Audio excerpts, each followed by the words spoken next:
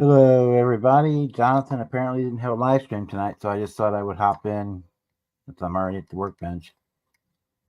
So, yeah, here we are. Hey, Michael, how are you tonight? Been watching a few of your live streams that you got going. Looking pretty good. Um,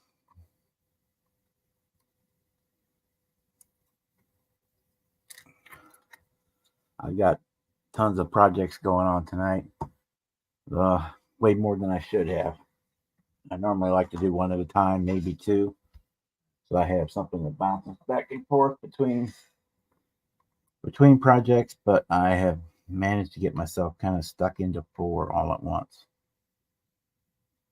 or at least three. Well, basically four.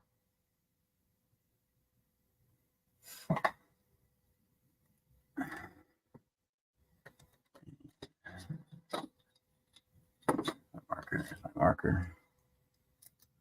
So we are going to be polishing the Jaguar tonight, hopefully. I made some luggage to go in the back hatch.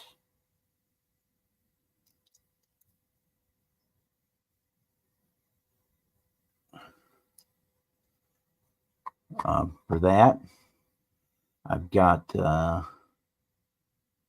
most of the sub-assemblies painted for the GTO. So we'll work on that some tonight. Hey, Kevin. Hey, Bud. And I've got the Pro Street here and the Pro Mod over there that I've been playing with, getting them prepped. I'm not really started in on them, but I'm doing some of the preliminary prep work. Hey, Boston.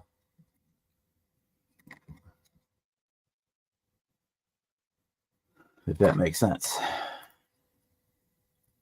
Right now, the second, I'm trying to get the make sure I get the swing centered.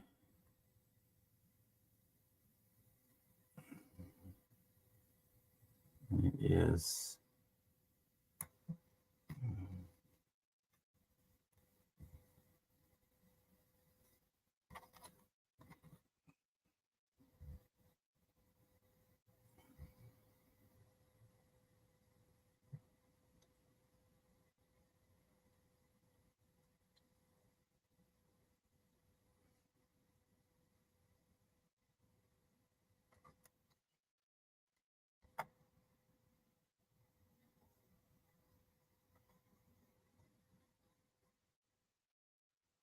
So it is just a hair under 2 inches. Looks like that's pretty much the center mark.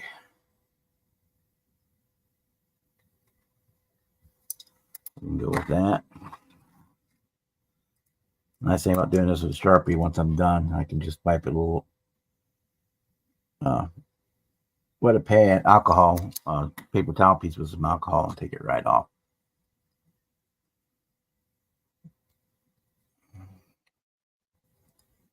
So I'll need to line that line around to the back.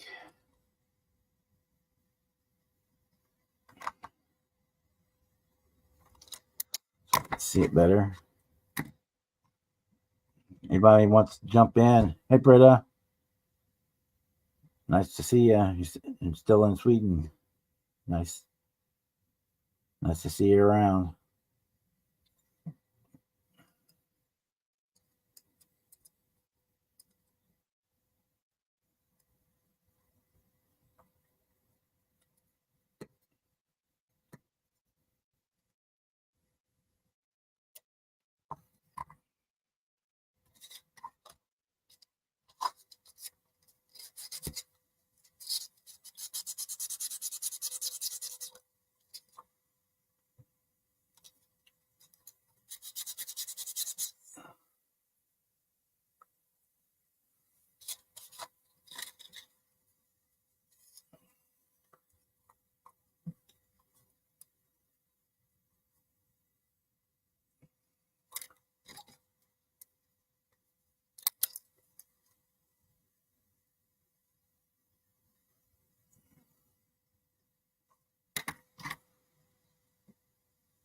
We're always happy to have everybody in.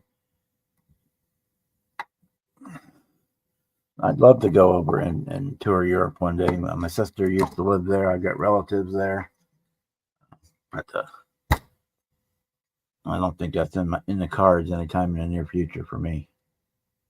But I'd love to do it.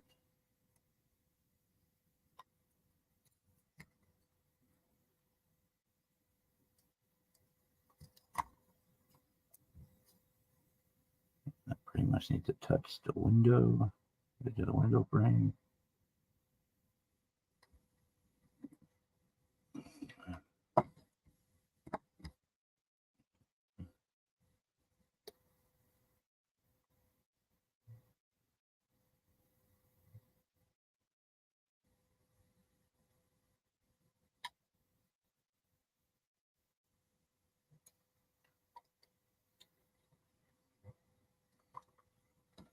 Once I get the preliminary work done on this one, then I can start priming and painting it. But I want to get all the seam work done, and anything I can pre-assemble before painting and primer and paint, I want to get done.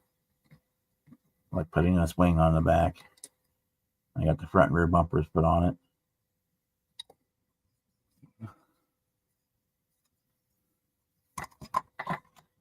Let's measure that again and see if it's relatively close.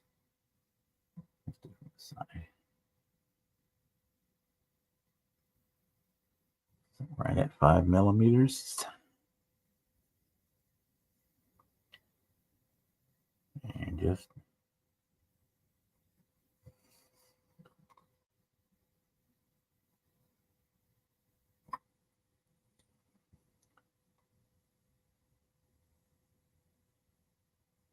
and 5 millimeters. Can't ask for better than that.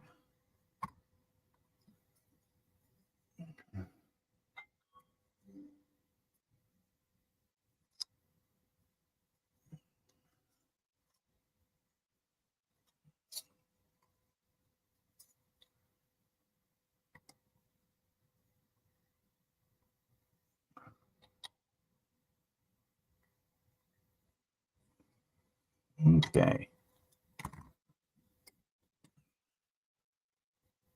All right, set that aside to harden up. Back in there.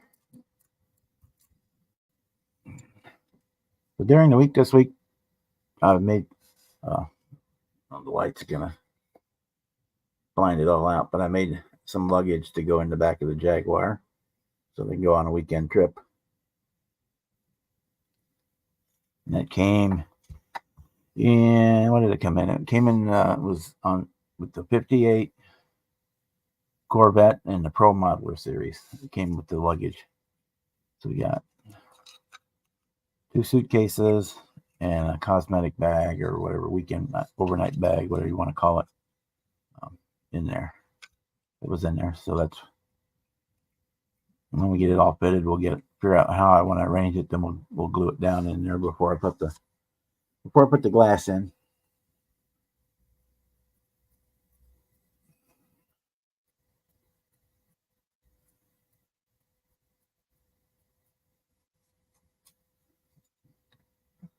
Yeah, I'm sorry you lost your friend there, but it looks like you're getting to hang out with other friends, so that's a good thing.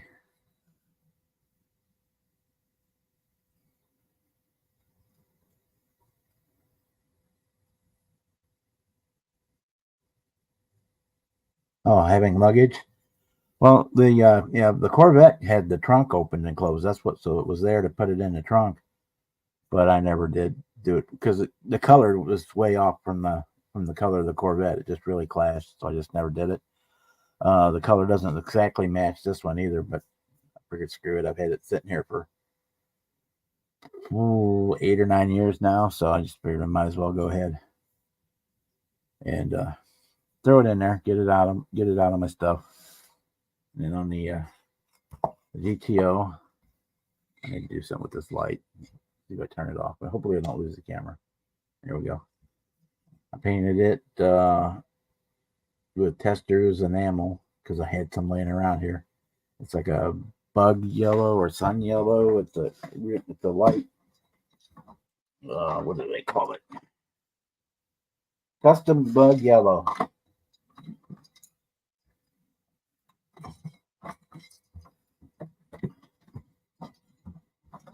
There we go. I got that painted in that color. It's probably not the same exact color as what's on the box art, but it's close. And we did this in the enamel instead of, I normally do lacquers, but I had it in that color, so we're going to use that. We painted that earlier this week. It's been sitting all week, so it should be ready to handle. We got the engine right here for it. We did it on the stream on Tuesday night. Did the engine for that. And got the chassis and the roll cage done for it. So we're good. We're good shape on that one. So we're going to work on that one probably first tonight, because when I go to polish the body, I need to mute my mic, and so if I'm the only one here. Hey John, how are you tonight? If I'm the only one here talking, then it's super boring if I got my mic muted to not blow you out with the polishing wheel. So turn my light back on so I can see. I know it blows out the camera. Maybe I can, let's see if I can adjust that. It might not let me adjust it while it's in use. So let's see. We'll find out. Devices. Cameras. Of course I won't be. Webcam. Let me turn the brightness down a little bit.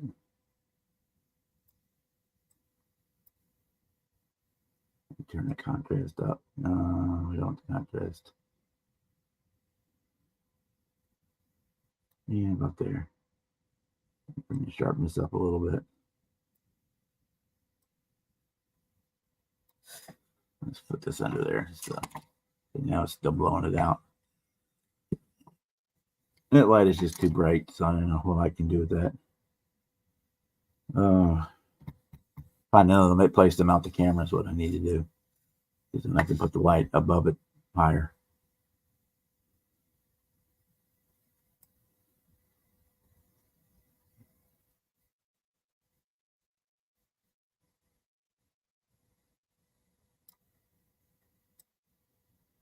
That's on.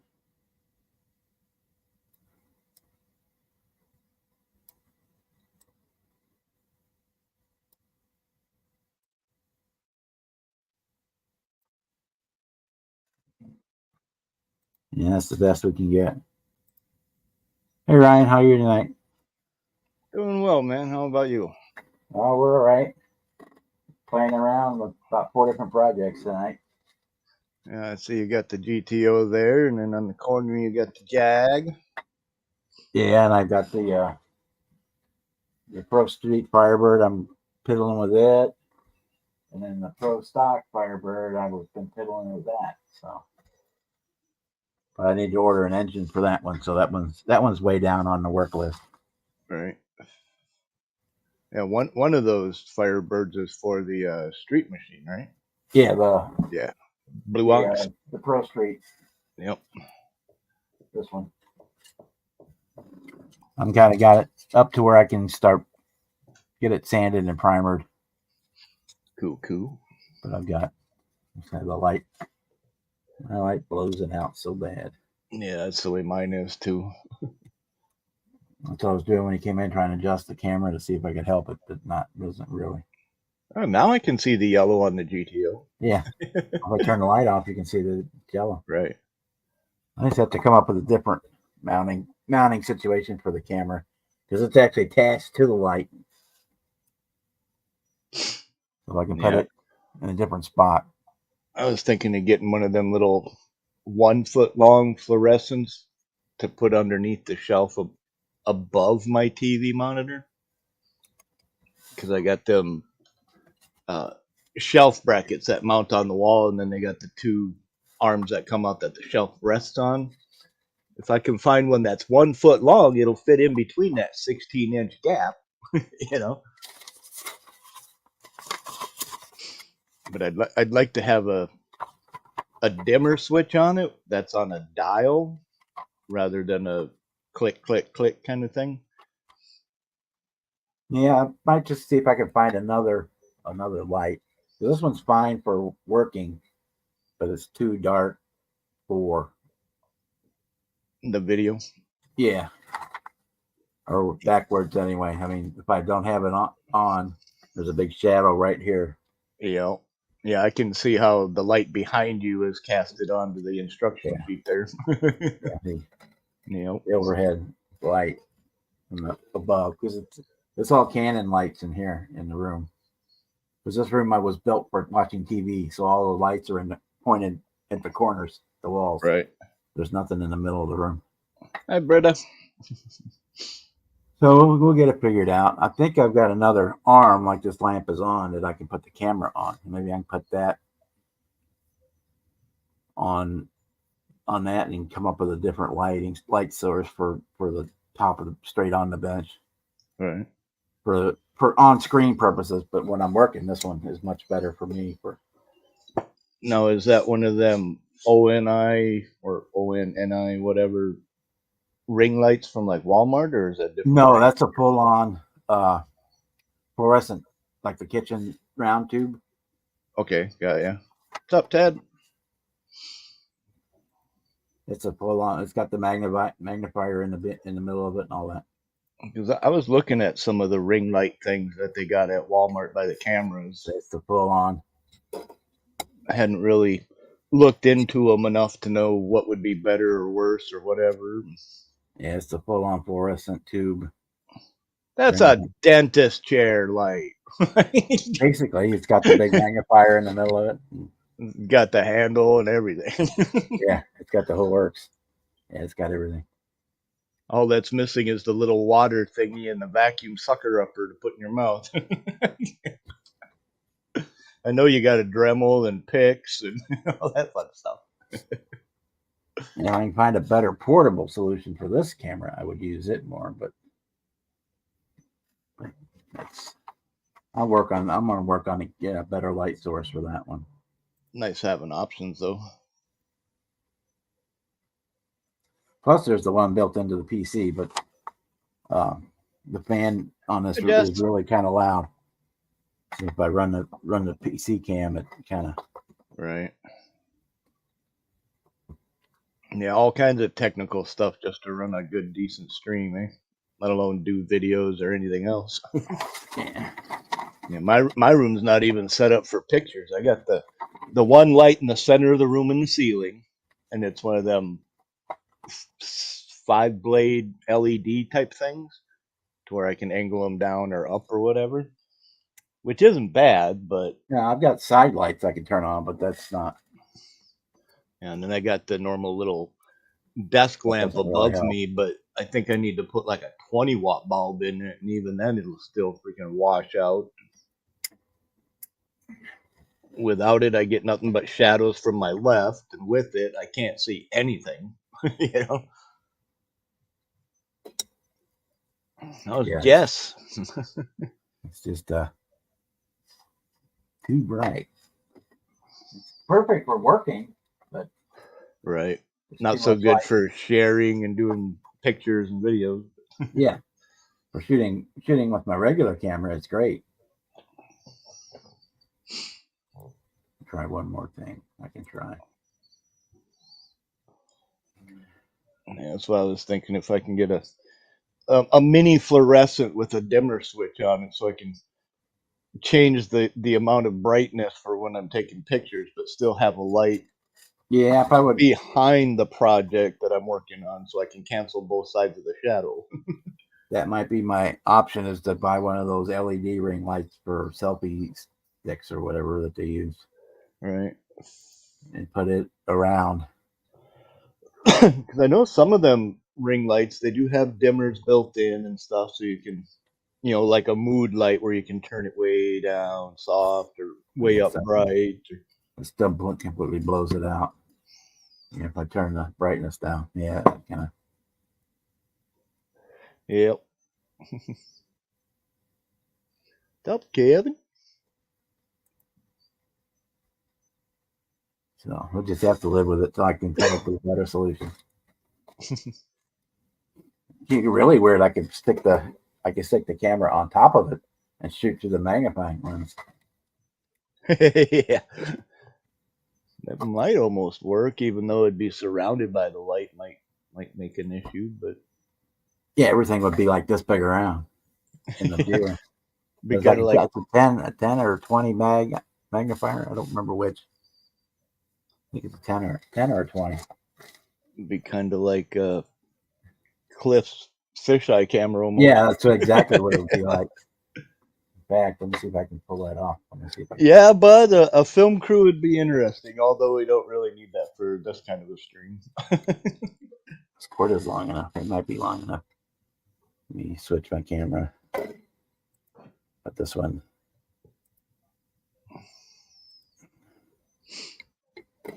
So yeah, see, you see through the.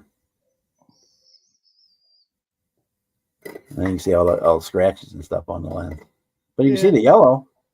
Yeah, that's bright yellow there. Before it looked like it was a butternut, creamy yellow. It's a bug yellow, I guess, when I turn that light on. It's definitely a bright yellow.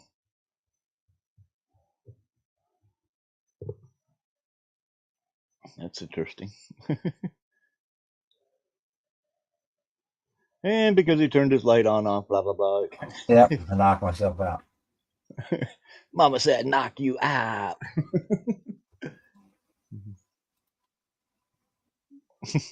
That's funny.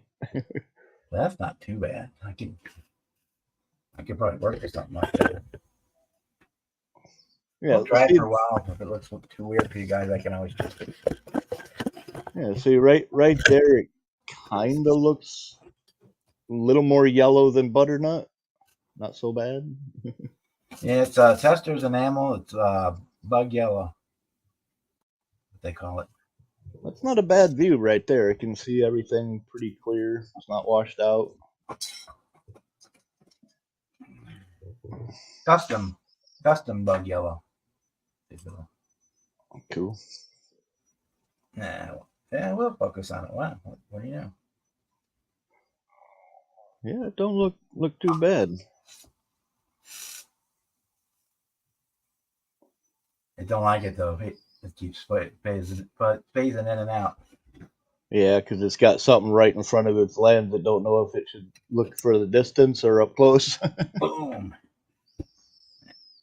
So we'll try that one. That's like that and see how it goes.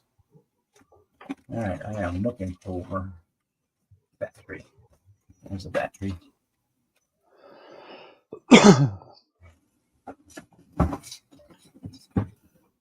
Yeah, what I found to do with that one was to kind of build the cage but not glue it to the frame. Yeah, that's what I did. I put it together on here, taped it all together and glued it. Then I pulled it off so I can paint and I can do all the interior work on it and put it back together. I did go ahead and glue the front end on. One thing I can tell you right now is the two exhaust pieces that go up over the motor into the firewall.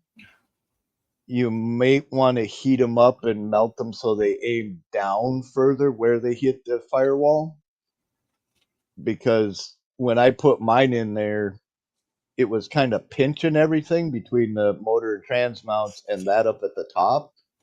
Like I couldn't get the hood on it and some other stuff, so I had to go in there and pop them off and melt them just a little bit to aim them down further. Yeah, another thing I can see might be an issue is the hitting up front here. Yeah, but once you test fit the body on there and try to put the hood on it, it sits up high enough that it lifts the back end of the hood. Let's find out. Like it doesn't want to go below the cowl line almost. But other than that, I didn't really have any issues with it. It went together pretty well. I think there was one of the upper rear axle support thingies that gave me a little bit of fits, but not bad.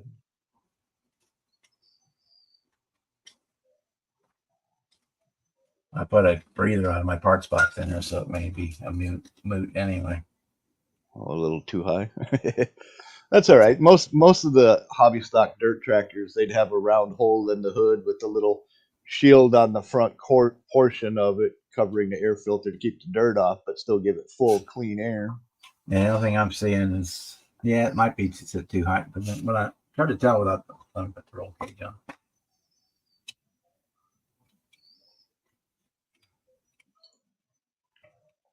Yeah, other than those two issues, I didn't have any real problems putting it together. It went together nice. The tires, I had was it seems to be the instructions. They're not done very well at all. Yeah, they're old style. But apparently the chassis, they use it for multiple builds. So Yep. It's got different holes to put it in depending on which body length. Yeah, for whatever wheelbase you're looking for. Yep, because I think that's the same as the Skylark and the Chevelle. Ain't it like a 67 Chevelle or something like that? Then they don't tell you further on down the line which parts to use for which one, because there's like Right. there's different lengths. Right. And they don't tell you which one goes where. So I had to figure that one out. Like part 55 and 56 are two different lengths, and it doesn't tell you which ones are which and which ones go there where. Right. Let's see with that. Almost touching.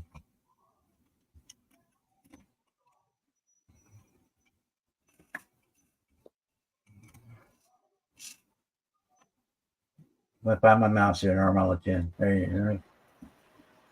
Hello, gentlemen. Hey.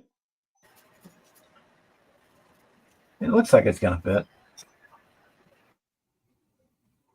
Got just enough clearance where it's not rocking on there. Yeah, it's down. I mean, if I push up with the body, it might. And we'll see. I can always lower the, because I used a different. Yeah, I didn't use the same breather that came in the kit, so I may have to lower the motor mounts a little bit, or shorten the carburetor a little. Well, that too, yeah. The biggest thing I'm seeing right now that I may have to work with is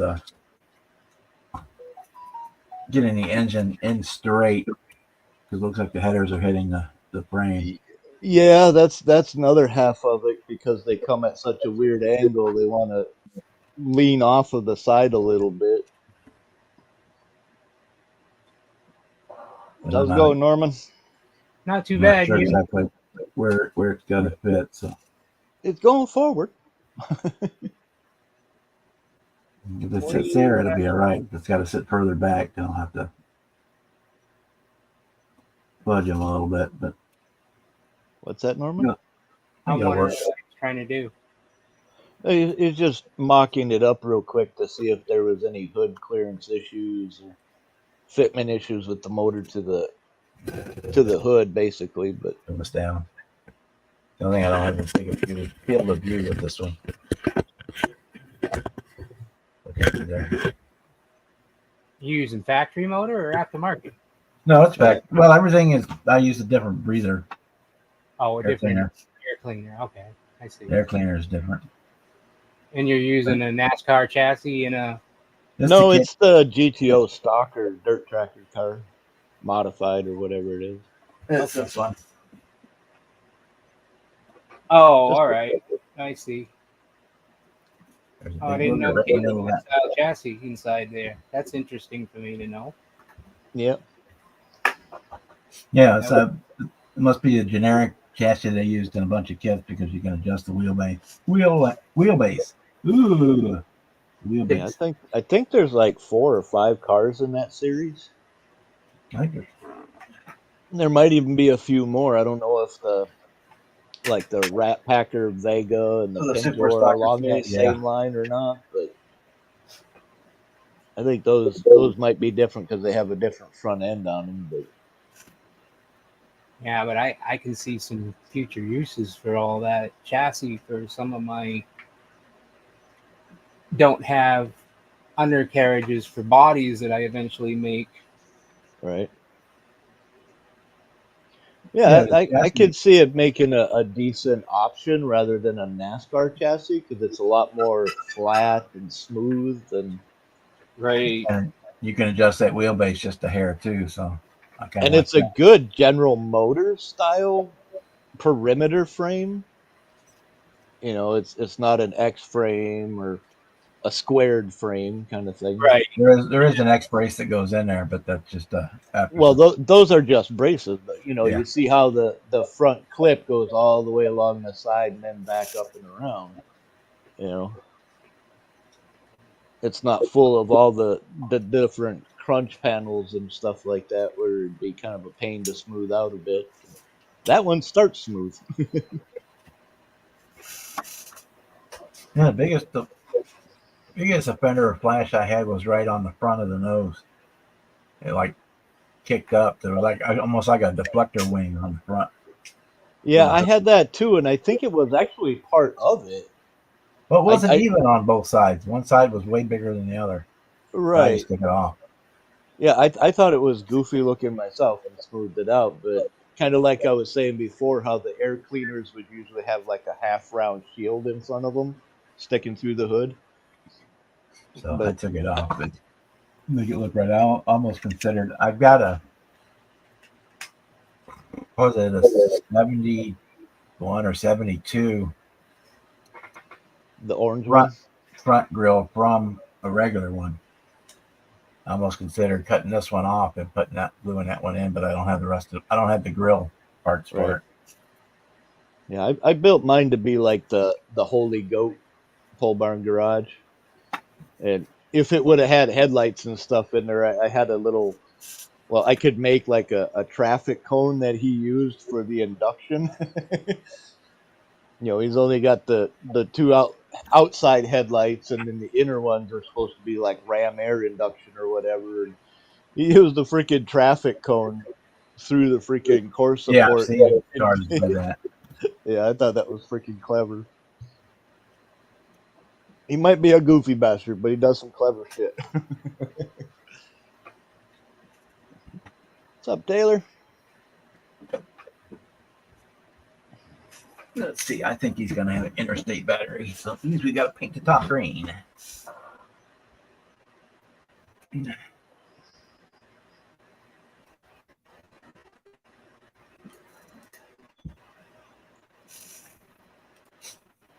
So what you're gonna use? Hey, Taylor. You're Hey, gonna Ted. use the kit decals or do something different? I haven't fully decided. I think I'm going to dip into the senior set one more time Right. with the 56s instead of the 77s. And I put the seniors on for the driver. And other than that, I think I'm going to use the top stripes, but I don't think I'm going to use these side. Right, just the black hood stripe. Yeah, the red and black stripes on the top. And then use the 56s out of the senior set. Then I've got a few more contingency ones floating around here that I can add. Speaking of, would they allow a 400 cubic inch in like a hobby stock racers or something? I have no Ain't idea. they limited to like 385 cubic inches or something? I have no clue. The only races I ever went to was the ones at the dirt track in town, where if they pull something out of the junkyard on Monday and have it gutted out by Friday night, all the glass and everything knocked out of it, and you run it. And if it survived, then you may get 2 or 3 weeks out of it before you blow it up. Well, that would be your hobby stocks, but like the street stock guys, they can put a lot more power in the motor and stuff. Like 10-to-1 compression and a bunch of stuff where it's no longer streetable, basically. But I The don't motor that's in think the I kit, think 400 might be a little much. other than the headers, I think the kit motor itself is just a stock kit motor. Yeah. I mean, it doesn't look like it's got a big fuel pump or anything else on it. So Right. I mean, I don't know if they considered Pontiac's 400 to be more of a small block within the range versus their, what would it have been, a 370 something, 360 something? Pontiacs were kind of like Oldsmobiles. A lot of pretty much all of them had the blocks were the same size for all of them. Right, and it was just the crank and the bore stroke that made up the Right. cubic inch, but and so that's what I mean, like they had the 421 Super Duty, which could be detuned, single carb, blah blah blah, down to a three something.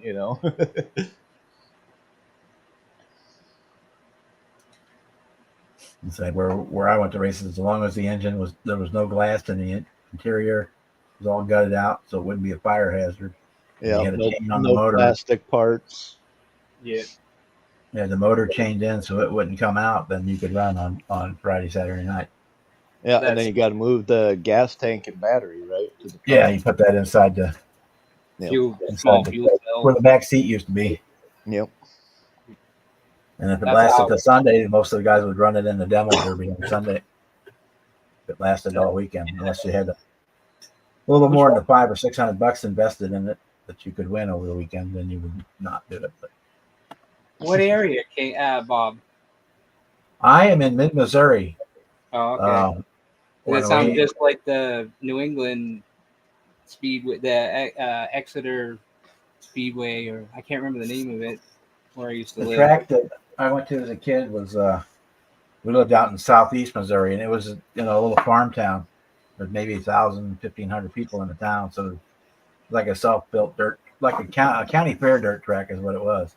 Right. Basically, it was next to the airport, and it was literally just somebody got out there and mounded up dirt and packed it down until it made a track.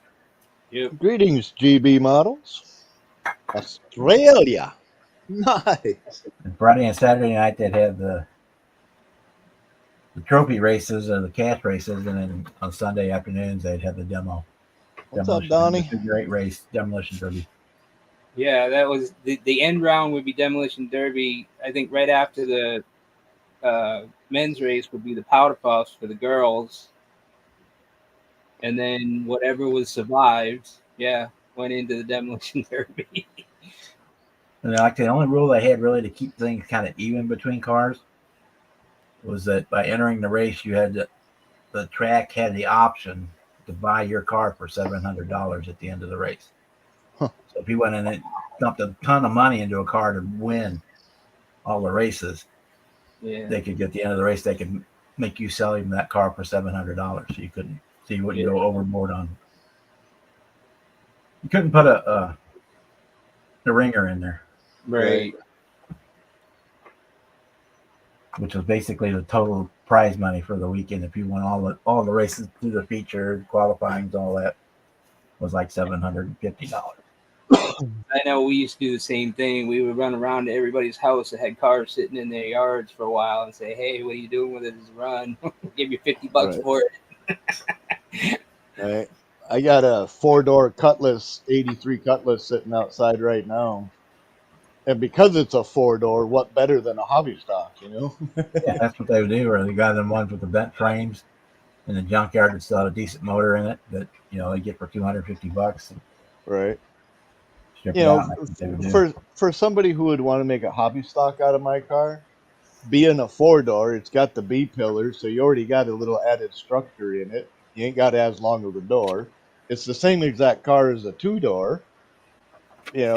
They're not worth a lot because they are a 4-door. Other than the front fenders, hood, and nose that could be transferred onto any Cutlass, 2-door or other. Same with the trunk. The rest of it's there ain't nothing there worth anything really.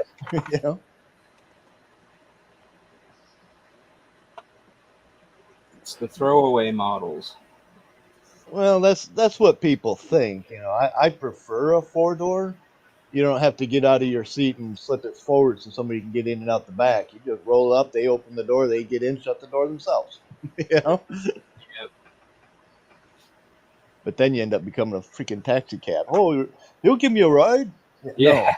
No. That's You why I give me said. stats. That's why I said the best vehicle out there is like a El Camino with a single seat.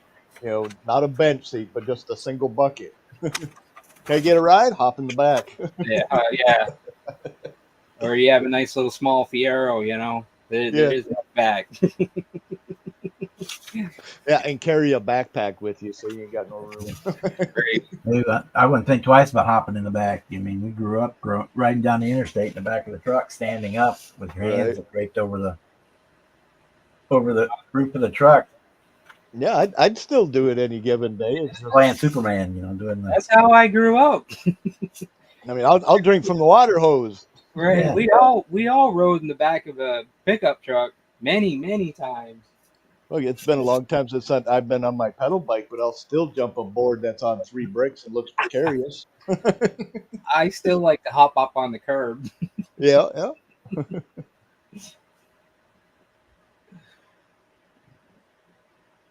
I'm trying to build me because I'm too cheap. I'm trying to build me a recumbent trike, tadpole style, Nice. so that That'd I be- don't have to do the balancing act anymore and be comfortable riding down in a nice little lazy back chair. Right. That'd be cool, Taylor. Yeah, my grandfather had the Oldsmobile version of the Caprice that was the Delta 98 or whatever they called it. 98 or 88, whichever. Yeah. So it was a big 4-door boat. Looks like an upside down bathtub. Yeah. Yeah, the guy my mom's married to now, when they were first started dating, he had one of those old Delta 88s. You open the door and it's like 8 to 10 inches thick. You Yeah. know? It's like, yeah, that's a freaking tank, man. And then you open something like a Geo Prism and I got pieces of paper thicker than that. You know? My mom used to have a 69 Delta 98, and that was the same as the size as the Cadillac. You know? That was a big land yacht, too. In fact, I took my driver's test in that thing. I actually passed parallel parking in that big old land yacht. Oh yeah. I took my driver's test in a it was like 82 to 84 Pontiac Grand Prix 2-door. Real nice car. White with red interior. That was one of my mom's babies that she's had. She loved the G bodies back in the day, man. She had like 2 or 3 different Cutlasses. Pontiac Grand Am, I want to say it was like 76, 77 maybe. That thing would go anywhere.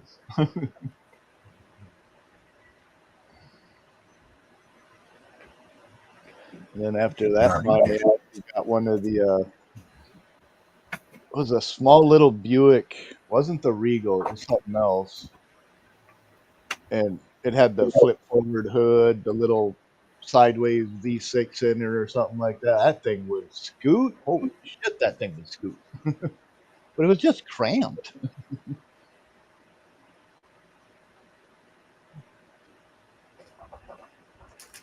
Yeah, my uncle had one of the big Tornados. Those were Mhm. the Tornado. And that had plenty of room inside. It was another freaking land yacht. Yeah, see, I love the land yacht stuff, man. You give me a big car where you can put 4 people in the front seat and still have elbow room, I'm in. You put me in something like a 2000 Pontiac Grand Prix or Grand Am, no thanks. I can't even drive that thing without bumping my elbow on the center console or I can't even fit in the damn thing.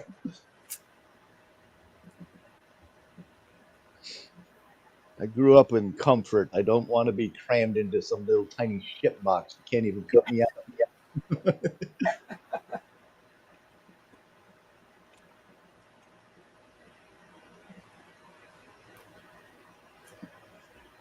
Nice. Pontiac 400 and an 81 Grand Prix with T-tops. That sounds classy, man. I'd be digging that. What color was it? It's kind of funny. I'm seeing an image of a Pontiac Grand Prix in my head, and it's just flashing colors like photoshopping through the color wheel. Tell me what color so I can stop the dial. Yeah, they had a real nice red. I remember that in those Pontiac. Yeah, Yep. like a ruby Yep. ruby Garnet. metallic with gold metallic in it. It was really real nice color. I remember that. I think I've had 7 different Cutlasses, 3 two doors and 4 4 doors, and 2 of them were burgundy. You know, the dark Merlot color thing. One was white, one was gold. No, 2 were white. One was like a soft pea green kind of color. That one was actually in probably like the second best condition of all of them I ever had. My mom's, hers was bronze. That thing was gorgeous. Tan interior, tan quarter top.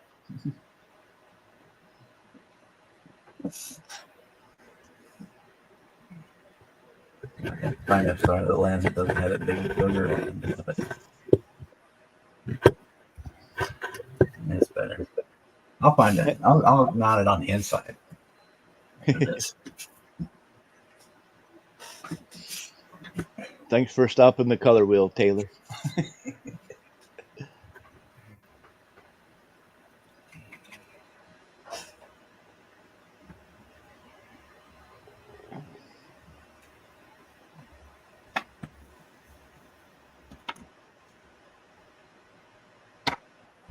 My dad 68 was black on black. My mom 69 was white with a black vinyl top. My grandpa's later one, that land yacht one, it was like a candy red color. And I had a 79. It was root beer with the tan vinyl top on it. Nice.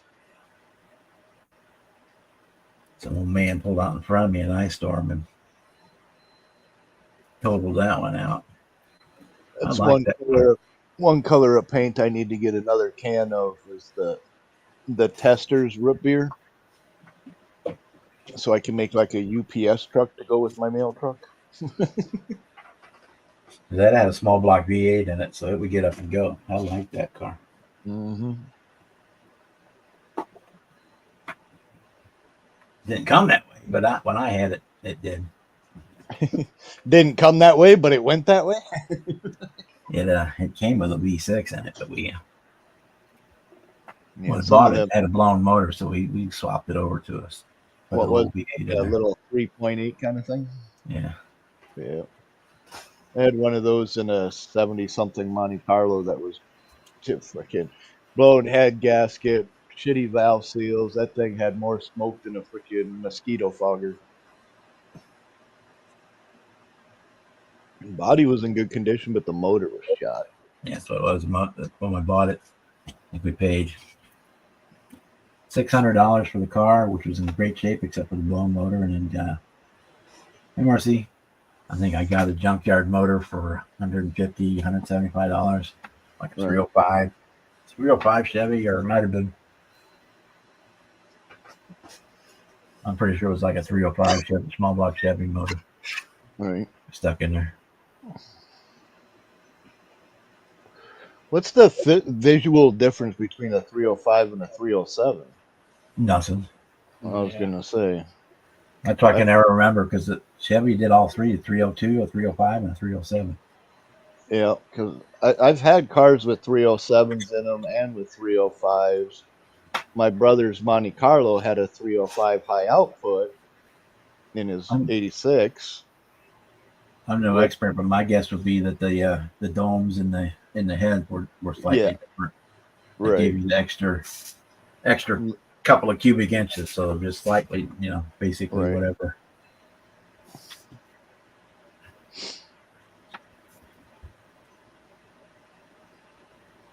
That would be my guess. Yeah, the domes were slightly larger. that the blocks were exactly the same.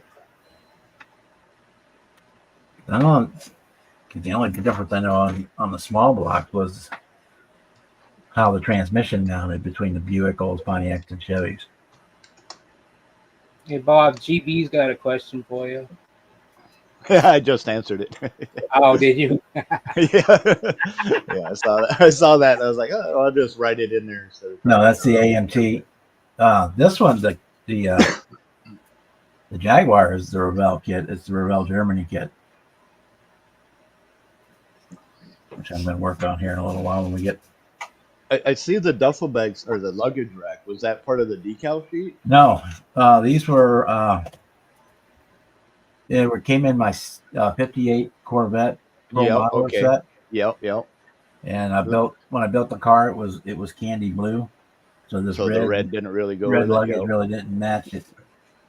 The one with the Yeah, I was heavy gonna open say I thought those were familiar, but I don't remember seeing them in the Jag. And I just that's got clever. wild idea the other night when I was sitting here with nothing to do. I said, I bet you those would fit in this Jaguar, and they do. Yep. Yeah, and there was another set that actually came on the decal sheet in the 300 SL Gullwing. But they were a little more specific to the Gullwing set. But I built those and stuck them in there. Figured, what the hell? Why not, right? I'll glue it once I figure out how they fit under the body. Then I'll glue them in place. Well, as long as nothing touches them side to side on the edges, the inner panel edges. If you take like a ruler across both sides, if nothing touches, they're guaranteed to fit. Then. Well, I know I'm good on these two. I'm just wondering if I can sit this one in at an angle, or if I'm going to have to sit it straight or move it into the middle. Make sure I get that one in. So I'd kind of like to have it angled a little bit so that you can actually see that there's handles. one underneath it too. Yeah, that's the one underneath, and the pattern is not exactly the same. But I need to get the body on to see if how that's gonna fit. Because the glass goes in from the outside. Well, with each of the edges where it's black, if you put a ruler across there, does it touch them at all? Like a flat edge? It does, but the way that let's just put it on there. The body has a little bit of a curve in it too, so you get a little. So that's why I don't know. Let's just take that one out. We'll just go ahead and throw this on there, and then we'll know.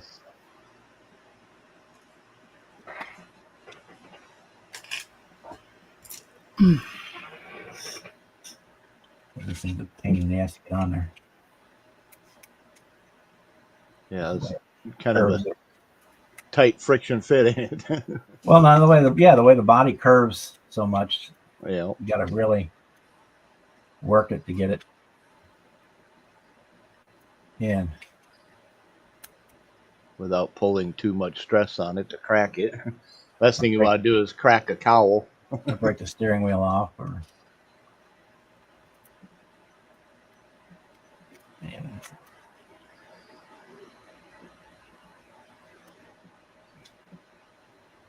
yeah, that's a finicky deal there. Yeah, because it's narrower. Okay, of course, all of them fell out now. Well, at least without the window in there, you can kind of fit them back in there. But yeah.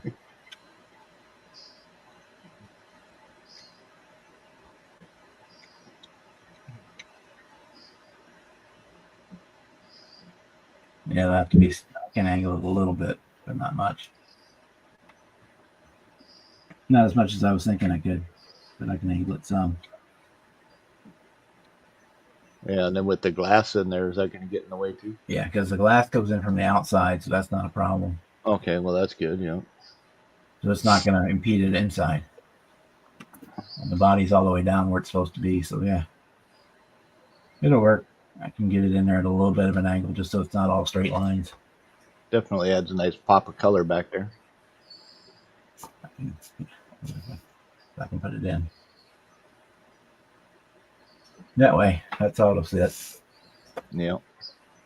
The second head, let me find where I put my mouse. There it is.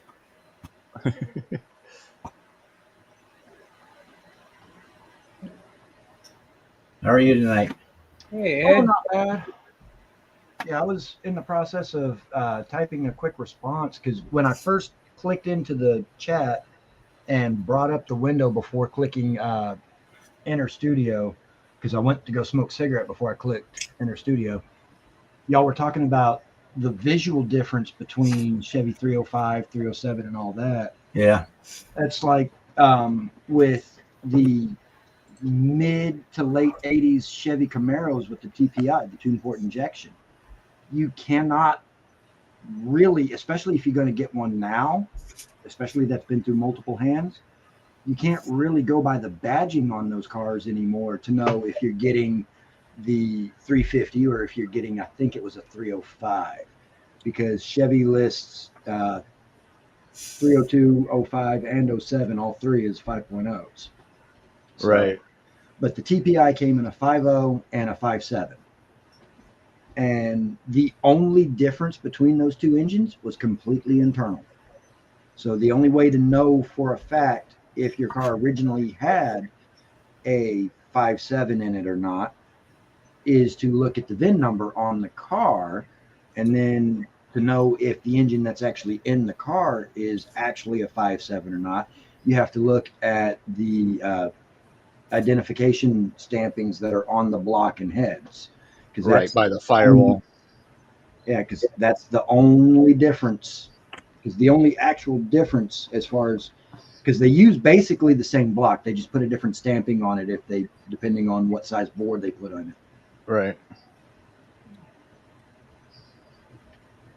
Yeah, So, I didn't think there was much of a visual difference. It's not like they painted some in blue, some in orange.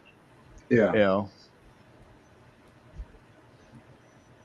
I mean that would have made sense if they had the 302 in a light blue, the 305 in an orange, and then the 307 in black or something. Then you could identify it just by looking at color. But once they get all greasy and grungy, you couldn't tell anyway. Yeah, that, and providing that somebody hadn't pulled the engine, stripped it, and repainted it to begin with. Yeah, Craigslist rebuild. Yeah, I got an orange engine in a blue car. Let's take it out, paint it blue. I'm gonna say I thought that the 305 and the 350 came in black, because I know all mine. My 85 Firebird was black. My 75. Yeah, there was a certain year where they switched to all engines being black because it was cost effective. To just they were using the same chassis paint and everything else, and then they just did the block rather than having another color and cleaning the gun, blah blah blah. Now they can just paint all parts black. But yeah, that was I would say a late 70s, early 80s kind of thing where they started doing that. Yeah. My 77 Firebird still had the blue block in it when I got it. Right. Really? So real late 70s. It wasn't the 80s. Pontiac blue, but it was a blue one. Right. See, my 75 was light metallic blue that they used to have. But then again, kind of powder blue. It was the regular dark blue that most of the GM stuff had at that time. Right. I want to say all of the Cutlasses I had, they were just black. I don't think any of them had any color. Had gold motors. They were gold. Yeah. Yeah, I love building an old Oldsmobile and putting the gold engines in them. I even do most of my 83, 84 Cutlasses with gold engines just because I love the color in it. Yeah. It's not orange and it's not blue, so just throw a little color under the hood so you can see the blocks through all the blackness, If you've got a yeah, especially if you're driving, that's what was the Buick had the GNX, Pontiac had the Grand Prix, Chevrolet had the Monte Carlo and Malibu, and then Olds had the Cutlass. Yep. And the bad thing is, every last one of those cars, it's the exact same car. Oh yeah, different badging. Well, on that case, then you can't forget the Cadillac as well, because when I shattered the windshield on mine when a deer hit me, I went to the junkyard and they gave me 3-page cross-reference sheet of all the cars I can pull it from. Yeah. From And there was- from like 77, 76, somewhere around there, all the way up to like 88. Yeah. And all across the GM line, it didn't matter. I'm like, holy fuck, I ain't got no problem getting a windshield. How much you want for one? $75. I'm like, all right, cool. What if I needed one for a 58 Impala? About $500. I'm like, makes sense. You know? Yeah, that's a little bit more unique. Yeah, when it's a 1 year only car. Yeah. Or like when you go into the Tri-5 thing, Mhm. the sedan, the 2-door, and the Nomads, and the wagons, they were all different. Mhm. You know, height wise and stuff. It's like, okay, yeah, now you're looking for a 1 year only kind of car, or specific version, like a Nomad would be shorter on either of the Tri-5s. Or the Yeah. greenhouse glass on a Barracuda. Yeah, that's a hen's tooth. And well, it's like the rear glass on a 3rd gen F body. Whether you're looking at the Chevrolet or the Pontiac, the rear glass, it's basically the same, but because it's so large, you're gonna pay a pretty penny for it. Yeah, and do you want that in the trunk, or do you want that out of the trunk? I want it in. Yeah, just give me 4 bolts to put back in and 2 little freaking Yeah. pistons, and I'm good. I'll To take- hell with all that freaking sealing and shit. I'll repaint it. Yeah, I'll repaint it, definitely. Yeah. Yeah. Even my Yeah, for what? Another $40? You know? Yeah. Because once they pull the window out, what good is the trunk lid? You know? Right. Yeah. Exactly. Yeah, considering it's the trunk lid, but like this long. Well, I mean, it's as big as a little bigger than the window, but still, it's what good is it without any freaking window in it, because it's a whole hatchback, Yeah. you know? Holding. Yeah, it just holds the window. Might as well keep it all together. It keeps them. They only have to go and pull out 4 bolts and 2 pins. Yep. You know, you get the latch mechanism and everything. You can swap your own key or get the key from them, for that matter. You know? Yeah.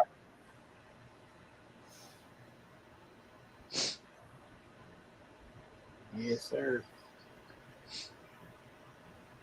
Yeah, that's one thing I didn't mind about the GM stuff. You know, everything was interchangeable. You could put a Malibu whole front clip on a Cadillac and it would all bolt up, you know? Yep. Oh, but it's a Cadillac. Yeah, it's a fucking General Motors, okay? Yeah. All the bolt holes are in the exact same spot on the same exact chassis, running the exact same brakes. You know? Yeah, the only difference on my brother's Malibu and a Chevelle was one said Malibu, one said Chevelle. Yeah. Otherwise, they were exactly the same. Badging, the only difference. I mean, I wouldn't mind to have a junkyard of 10 to 50 different G-body Chevys from the late 70s, early 80s square body stuff, you know? Oh, that would be so nice. Wouldn't it, though? That would be so nice because those were beautiful cars. They really were. I mean, I personally love them just because they were squarish. Yeah. They weren't aerodynamic. They weren't overly long like a Buick 225 or anything like that. They were extremely common and low price. And if you had a junkyard of 20 of them, you get 3 or 4 of them running, you can race around the junkyard. Yeah. You know? Right here. Yeah, that's the one right there, buddy. Yeah. Yeah, this is the The FX. yeah. Yeah. And then I also have the 83. Yeah, the 83 Hurst Olds. Yep. So I plan on getting these both built and sitting them right next to each other. Yeah, as No. far as I know, the only difference on that one is the front fairing and the Yeah. rims. Everything else should be the same as the 83, basically. Pretty much, yeah. I mean, they did a little adjustment to the grille and the tail lights throughout the years, but other than that, Yep. you ain't the only one, Marcy. I miss my Oldsmobiles. Had plenty of them. I had a 75 Olds Cutlass 2-door hardtop at one time, and I ordered a racing block from Summit Racing that had The block had the Siamese extra thick cylinder bore, cylinder walls, the raised cylinder deck, spread pan rails, raised cam bore. And by the time I got done boring and stroking that particular block as large as it would go, and it started on the 454 mains to begin with. So it was already the big block VA. And then by the time I bored it and stroked it as large as it would go, I was in the neighborhood of 700 cubic inches and producing enough torque that it was my rear tires tripping the lights at the big end of the quarter mile. And this was at factory weight. I mean, the only thing I removed from that car was the AC. Everything else, the car was otherwise factory as far as for all the stuff under the hood. And I didn't really do anything with the chassis. I mean, I put some slapper bars on the rear end of it and all that, but yeah, it was that was a fun car. And I had just enough torque to keep my front tires about 1.5 inches off the ground through the entire quarter. Black on black 85 Cutlass sounds awesome. I personally like the burgundy interior myself, but all that plush velour. Honestly, if I could, if the car I have right now didn't have a 60-40 split bench in the front, I'd have already taken the bucket seat out of the passenger side and made an office chair out of the motherfuckers, because them things are so freaking comfy. Right? They didn't bother with like lumbar support or anything else, but for my body structure, that seat is like hot dog, man.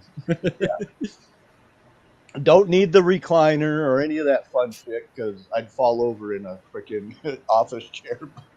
Yeah. Or I'd fall asleep on stream, and I don't want to be known for that.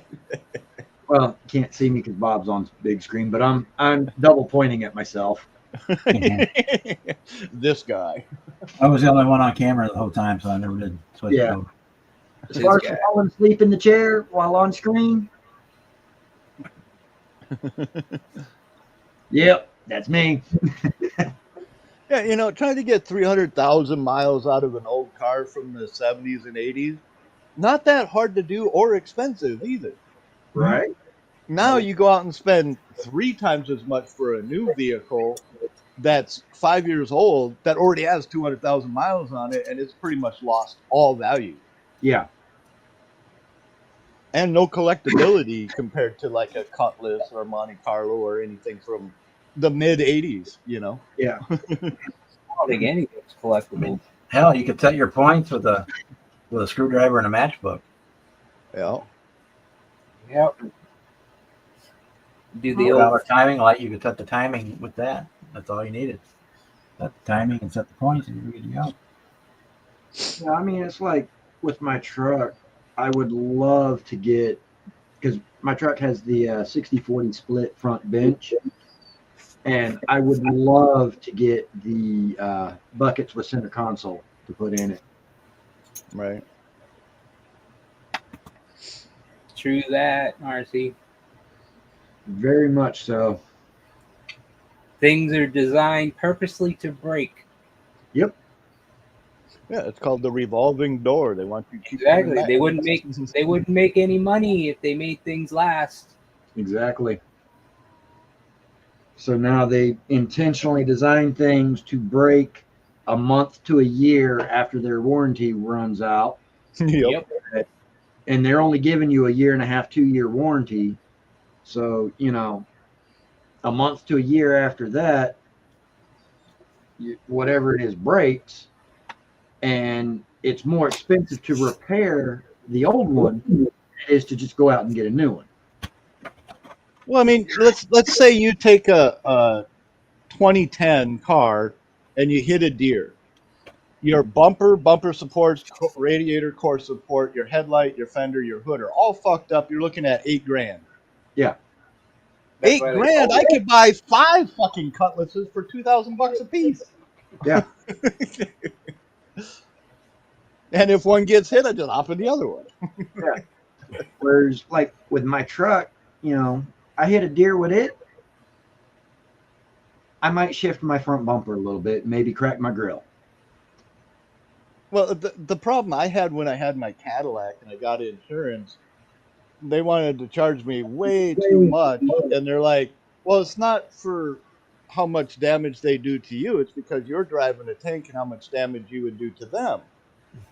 Oh, so you want me in a fucking styrofoam cup instead of in a fucking tank.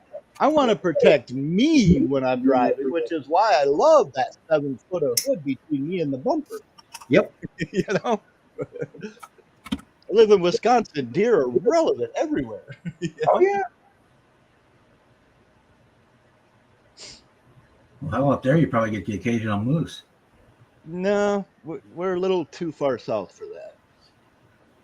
I only have- Actually, we're not too far south. It's just that Minnesota has most of where the moose would be because they're closer to Canada. Wisconsin is under Lake Superior, so there's really no way for them to cross down to us other than the upper UP or Minnesota. So we rarely get them. They're not unheard of. They're just rare. Whereas here in Texas, Elk. especially out in the hill country, a couple hours west of me, it's not a question of if you're going to hit a deer. It's a question of when you're going to hit a deer. Yep. Same here. I totaled more cars than armored possums than anything else. I run those over daily. It'll destroy your car in a second, man. It goes up underneath. Mm-hmm. It tears up all kinds of shit as it's going through. Yeah, it's like running over a bowling ball. Everything it touches under the car gets dented and destroyed.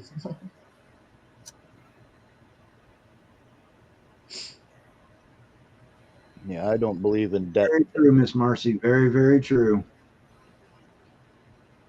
And incredibly sad to be able to have to say that. If debt shows my worth, then I am worthless because I have zero. And I keep it that way on purpose. No cell phone, no subscriptions, none of that shit. No credit cards, no bank account.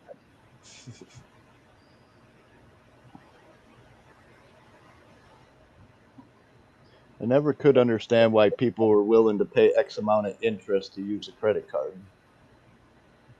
I'm like, didn't you just pay cash and bypass the interest? Yeah.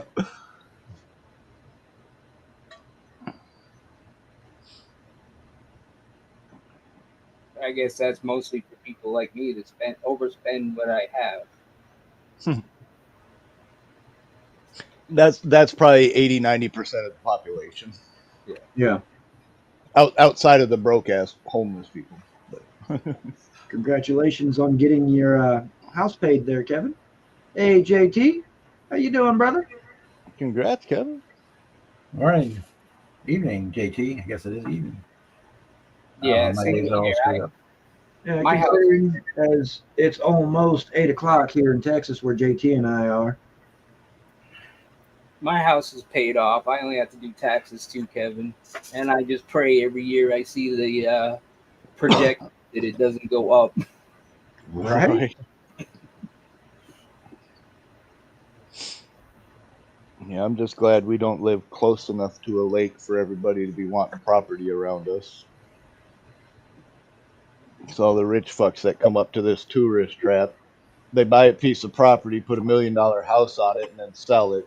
Raises everybody in the neighborhood's taxes, and then they make a profit and leave. Yeah. Not realizing or giving a rat's what they're doing to the economy for everybody else that lives there. Yeah, in a small town that has zero industry. Yeah. None. We have no way to make freaking money like that. You know? We got that problem here too. Everybody's come in and bought all the houses, single family homes, and turned them into Airbnbs and bed and breakfasts. Now they're bitching, you know, the NIMBY's going when they're wanting to put in 100 and something unit apartment complex. Mm-hmm. That's going to raise crime. That's going to do this. That's going to do that. Well, it affect my property values. Well, you wouldn't have bought up all the single family homes. We would have. If I could go back in time and go to the county board and stop one thing from happening, I would not allow a freaking Walmart in our area. It put out like 8 businesses in 2 months. Yeah. Shut them right the fuck down. No chance of competing, nothing. Just literally shut them down. And then It they did- turned into 8 vacant buildings, and we damn near almost became a ghost town if it wasn't for tourism. Yeah. It did the same around here too. I'm not gonna disagree with that. And then they go and put in these stupid roundabouts and fucked up parking lots. And it's like, dude, no, fuck you. You get your square property with a double entrance. That's it. You know, Yeah. not all this stupid fucking shit. You know, that'd be nice if they go back to 24 hours. People miss that. Oh, hell yeah. You see the crazies at the last 2 hours of the day. Yeah, and go back to freaking paying somebody to freaking Cashier. Yeah, Run yeah. back to man the damn cashiers. Yeah, when you got 7 people in the freaking self-serve aisle and nobody in the checkout counters, come on, man, something's Right. fucked up here. and they're all watching you to make sure you're not stealing nothing. Matter. You know, well, it's like two of the 4 Walmarts that I have within a 15, 20-minute drive of my house. Every time I go there, 3/4 of the self-checkout registers are shut off and roped off, and you can't use them.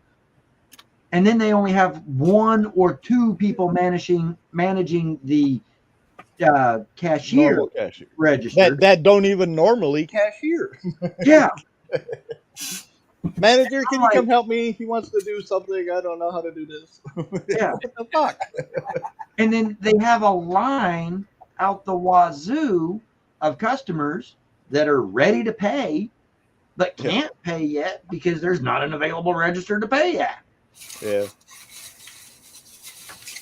And then they got 20 people out back in the garden center stacking flowers and boxes and chairs and potting soils. And fucking, yeah, business is fucked up and stupid nowadays. That's all I can say, man. Let's make stupid choices. What are we gonna fuck up today? Huh? About anything you want. Go ahead. You know. And When the you see Americans that's working good, let's go over fuck and up. take it. They're gonna let you do it. They keep saying that they lose more money in paying people benefits. Yeah, well, that's what happened when the old man died. Sorry, what was that? I said that's what happened when the old man died. Yeah. Well, not only all that, but also when Sam Walton was still alive and still in control of the company, absolutely everything on the shelf at Walmart. You walk into any Walmart nationwide, pick something up off the shelf, and turn around and look at the label, made in the USA. Absolutely everything inside the store, made in the USA. Not no more. After he passed away and the kids took over, Now it's just the packaging that's made in the USA. Yep. find anything made in the USA at Walmart anymore. Just the packaging. If even that much. Well, it's printed in the USA. Sometimes I wonder. Yeah, when American flags ain't made in America, something's wrong. I mean, how many American flags do you see that are made in China, Taiwan, or wherever else, right? Mm-hmm. It's fucking American. It Yeah. should only be made in America. Hello. Yeah.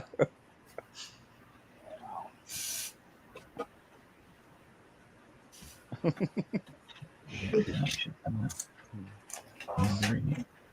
think that's actually kind of an oxymoron, ain't it?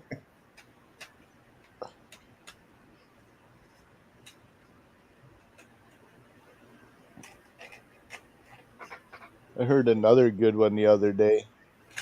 Women don't shake the handle of the gas pump when they're done pumping to get the last drops out.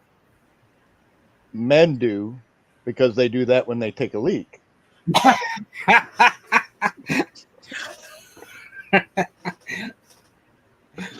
I thought that was kind of ironic. I never thought to look at women. Do they fucking shake the nozzle when they're done pumping? I'm gonna have to watch. Now I'm gonna have to watch. Right? Right? You see even one woman shaking that pump, you're gonna ask her, "You got a dick?" Yeah, exactly. Where the That's fuck what you learn that from? Where'd you Do learn you that aim from? for him or what? Where the fuck do you pick up that from? Then again, she might be one of them. Well, that's what I mean. Do you got a dick? What the fuck? What's up, Blue Streak? How you doing, Mark? I thought that was hilarious. I was like, really? Like, what the hell did I click into? Yeah. Yeah, Can I probably. leave and come back and try that again?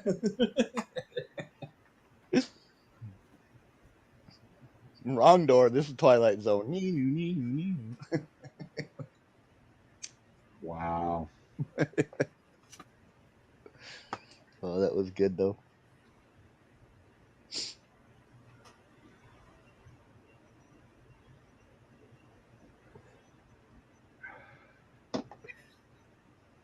Now I'm gonna ask my girlfriend if she shakes it.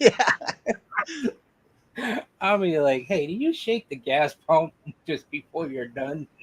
Hey, if you got a girlfriend to ask, please ask and find out and let us know. I will. The next live stream. Inquiring minds want to know. Inquiring minds want to know this question. Yeah. Marcy, We where'd need- you go? Yeah. Jess, are you out there? If you go by my sister's, it'd be a cold day in hell before they even pump gas. Well, there is that too, because some don't. You know. I know my mom pumps her own gas. I'll have to ask her. Unfortunately, my mother and my father did, but my mother never had to pump it. She went to the self-service station. Oh no, That's my another- sister takes somebody along with them to pump their gas. That's another thing that's almost impossible to find unless you're in certain areas where they're prevalent. The full service station. Yeah, the full service stations. Yeah. Yeah, we Can only you check my oil, check my tires, fill her up, please. Wash the windows. I haven't seen a full service station since I was pre-teenage. I've seen a couple around, but I used to hate working at self-service. Last one I seen was on Route 66 back in 1880 something. Yeah, that's what I'm saying. It was back in the 80s. Yeah. Last time I saw a full service station, and that was in a little small ass town. You gotta love it when you pull in to get gas and you hear the ding ding each time your tire goes over that rope. You know, Tire went over the rope. Yes. yeah. You would hear it and somebody'd come walking out. You know, it's like, yeah, that's a freaking cool system. You Yeah. know? Yep. I could still hear it in the bathroom when I was waiting. You know, be like, Yeah, hurry up, you could get be out there and get that pump. yeah, you could be on freaking air compressor refurb duty and it kick in and you could still hear that fucker, you know, Mm-hmm. topping off tires or something, you know, running machines and And ding you still ding. hear that ding ding. Yeah, it would like pierce right through you, you know. Yeah. You could be Check in the your oil, water, and freaking air. car with the tunes cranked up and still hear it. You Hey, know? Mark. How's it going? What's up, Mark? All right. Going. I woke up. It was going. Look at the ship.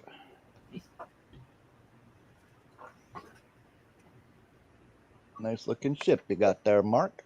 Is that the same Thank one? you. Or are you Say, what do you mean, same one? the only one you've been working on?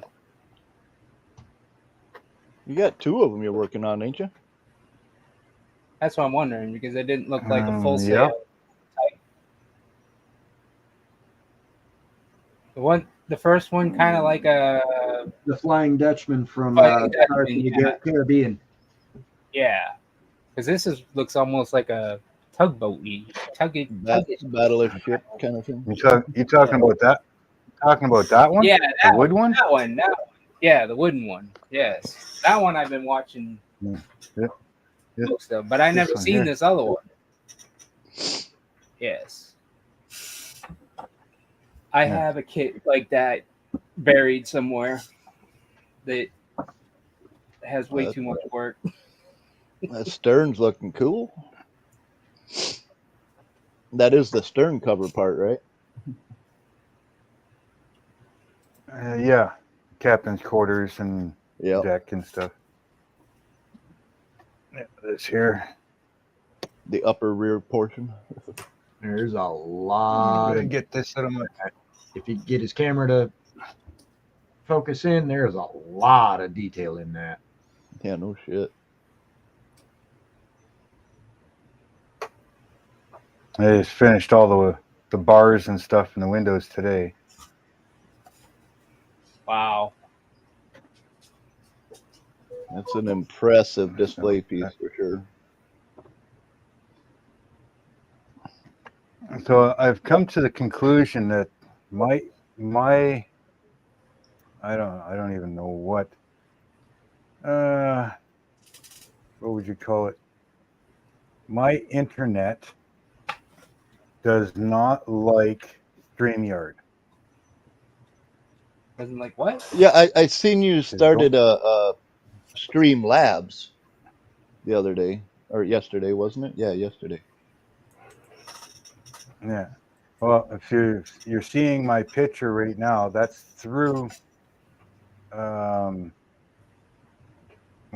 if you look at it on YouTube, my picture is blurry, blocky, and shitty Pixelating, looking. yeah. But that's going through StreamYard, right? I was doing tests yesterday, and I've got my OBS linked to YouTube. And if I go live directly from OBS to YouTube, my picture is perfectly clear. Nice. So it's got nothing to do with my internet and my upload speed or anything, because if I can stream with OBS perfectly clear, then there's something with my internet that does not like StreamYard. Now, I'm trying to figure out if there's something in my firewall that is blocking StreamYard from my guess is it's clearly. got to be a refresh rate, because the screen has to refresh each microsecond or whatever it is to catch pixels and movement and everything. Yeah. But like I said, I can go. That was something I had an issue with when I was streaming video games. If it was fast motion, it wouldn't refresh fast enough, and I couldn't get it higher than what my computer would allow. So I had to kind of give it up because it was doing the same thing. It was just blocking out and compressing and looking like shit. And now, how does it look? How does my picture look right now on StreamYard? If you're looking at 80% clear on StreamYard, it's 80% clear. But if there's any motion, it instantly goes blur. That's on StreamYard. Yeah. Yeah, on StreamYard, I'm looking at my screen right now on StreamYard because I'm full screen, and it is perfectly clear to me. Like, I mean, absolutely, it looks like I'm looking at 1080p. But if I switch to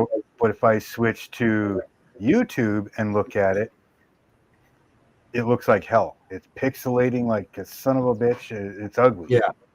Well, what I'm seeing now is I'm seeing the line go from the top all the way down. There's like 5 lines, kind of like the old vertical hold. You can see it's refreshing behind each one of them. Yeah. And Yeah. now, and I've got YouTube on my right hand monitor, and I've got StreamYard on my left hand monitor. So I'm seeing double. I'm seeing it twice, with YouTube having a delay, obviously. But otherwise, Yeah. the clarity of image, you're actually a little clearer on my StreamYard screen than you are on my YouTube screen, but not a lot. And see, Yeah, it's for because me, it's still going through um, StreamYard regardless. for me, StreamYard, I see StreamYard perfectly clear. Like, I mean, 1080p clear. And YouTube is probably 144. What's up, Clear. Brian Hey, Brian, how you doing, brother? and Michael?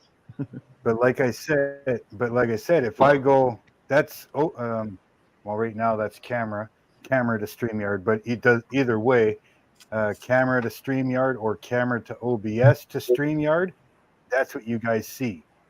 But if I go camera OBS, OBS, or no, YouTube. camera to StreamYard or camera OBS to StreamYard is blurry.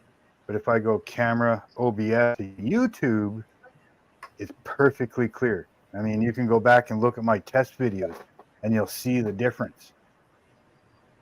So I can live stream perfectly clear. So it's got nothing to do with my download speed or my upload speed, because if OBS can broadcast perfectly clear, Right. there's something that StreamYard and my internet do not like each other. Yeah. They're fighting Yeah, like against I each said, other to it's send got out to a be the perfect, refresh rate thing. I don't know if it's a compression or a refresh because rate. yeah, there's something that my internet doesn't like. Now, I'm just wondering if it's something in my firewall that is fighting with StreamYard. Brian said and it's blocking- ping to server. Brian says it's ping to server. Yeah, but see, again, OBS to StreamYard to YouTube, blurry picture. OBS to YouTube, get rid of StreamYard, and it's a perfectly clear picture. Yeah, that's what I'm seeing. So right the ping isn't the problem. Hell, even my upload or download isn't the problem. Something to do with StreamYard.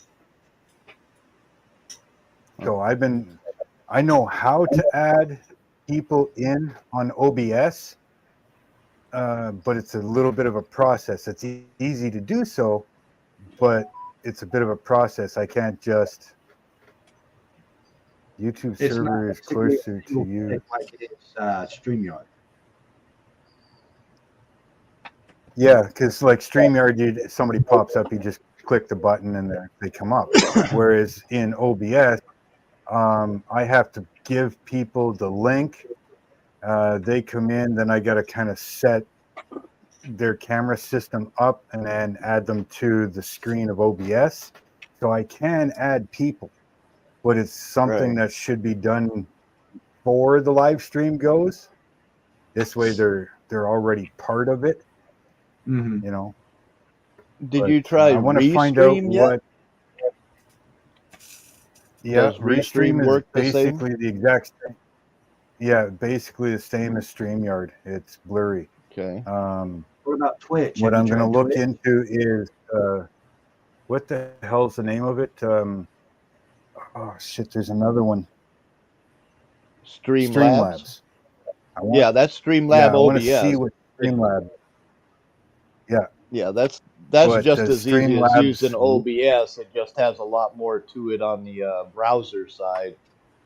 You know, you can do a lot Mhm. more with Streamlabs than just OBS alone. Yeah. That's what I would use myself, is the Streamlabs, because if somebody does a donation in chat, it'll show up on screen, and there's all kinds of different stuff you can do Well, with Streamlabs. That's the way my OBS is set up right now, right? That it's I have the actual YouTube chat on the side, like on the sidebar, right? So I can see if somebody chats. It's just adding people to the screen that makes it a real pain in the butt. Well, Yeah. it's easy, but it's not easy kind of thing, right? Right. Let's see if I present here, show screen, share screen, Chrome tab, no, window tab right there. So if I share that,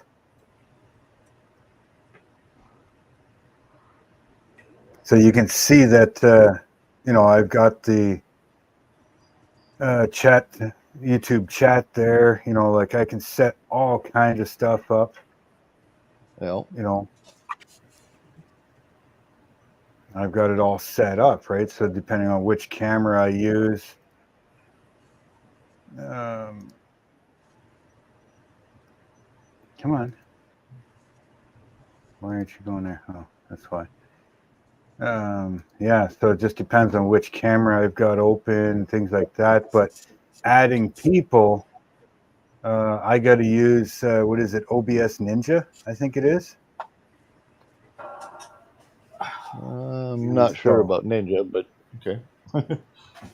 Yeah, Ninja, it gives you another window. You you copy the link for the live stream, and then I could message you or email you or whatever that link.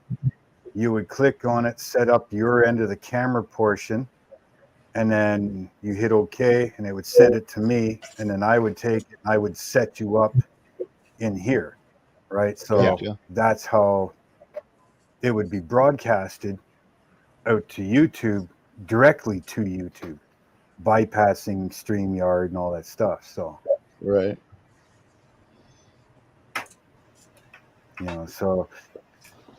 Yeah, I've been doing a lot of work with this and a lot of research and figuring things out, checking all my settings, and yeah. If I go directly OBS to YouTube, picture's perfect. If I use StreamYard or Restream, my picture is garbage. Wow. So, I don't know. I'm not quite sure how Streamlabs works. If it works the same as like StreamYard or anything like that, or Restream. So With StreamYards or Streamlabs, it seems you already have OBS. Yeah. Once you install Streamlabs, it's already added in, transferred all your OBS settings, everything's already there, and then it's the same. Go to YouTube, set up a freaking live stream, go to Streamlabs, Yeah. click go live, click on that preset, and boom, you're online. You're done. You're going. Brian. Yeah. Just that quick. But thing is, can I add people in like you would on StreamYard or Restream? That's what I got to find out. Mark, No, because it's not set up as a video chat system, but they're like Yeah. you're doing with your camera thing already. That's why people are using StreamYards and Restream, because it is like a Zoom call. Yeah. Yeah. Go ahead, Brian. I know RPM. I know you're probably familiar with what I'm fixing to bring up, why Mark is having a problem. As in online gaming, yes, you need a decent upload and download, but the most crucial thing you need is a good ping. A ping is nothing but the amount of time it takes for your computer to go to X server, whatever server being used. Back in the days of original Xbox. There's no gaming on this thing. My ping is way too freaking slow for gaming. But that's the thing. It's how much is the ping between you and the StreamYard server versus you and the YouTube server. Yeah. How long does it take your video to get to the server farm? So King Bob is hosting. King Bob's over close to St. Louis. So when he hosts it, it picks a server that's close to him. Don't make no difference where you come from. Yeah. Pick a server that's close to him. And unfortunately, with satellite internet, your ping is garbage because it has to go way up in the atmosphere and come back. With a wired connection, it's nearly instantaneous. It's the same thing in old Xbox 360 gaming, where especially in certain games, somebody could create the game. RPM probably knows what I'm talking about, like old Gears of War, the original Gears of War. Somebody hosted the game, and that was you had a tremendous host advantage. Big time. Yeah. And when milliseconds mattered, like say Call of Duty, if you can fire 50 shots by the time somebody's ping gets like 5 or 10 off you. What is that? I can't even compare to that, Bob. You can add 3 more numbers to that ping for me. Yeah, mine averages somewhere between 680 and 740. Yeah, see that ping is 6 milliseconds. I wish that I live out here in the country, and my upload is, I've only got a 25 meg upload, but my download is I think I pay for 5 and I get close to 6, but that's because of my equipment is really good. Yeah, I mean, you can't. Mine is like 100 down, 10 up, and an average of, we'll say, 690 ping. You know? Yeah, see, but and that's something else I was thinking of trying. Is my in-laws are on a hardwire telephone, like a hardwire internet, and I was thinking I might be able to use theirs when I do live stream. So I want to do a test using theirs and see what the picture comes out through Streamline or your StreamYard. Just because they are hardwired internet. Yeah, and if that makes an improvement, then we know that that's real slow. That if they're hardwired internet, it'll make a dramatic improvement.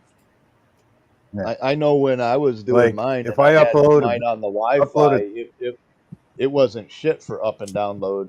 But once I hardwired it with a 100-foot cable from the other side of the house, it made like going from double digits to triple digits in the up and download.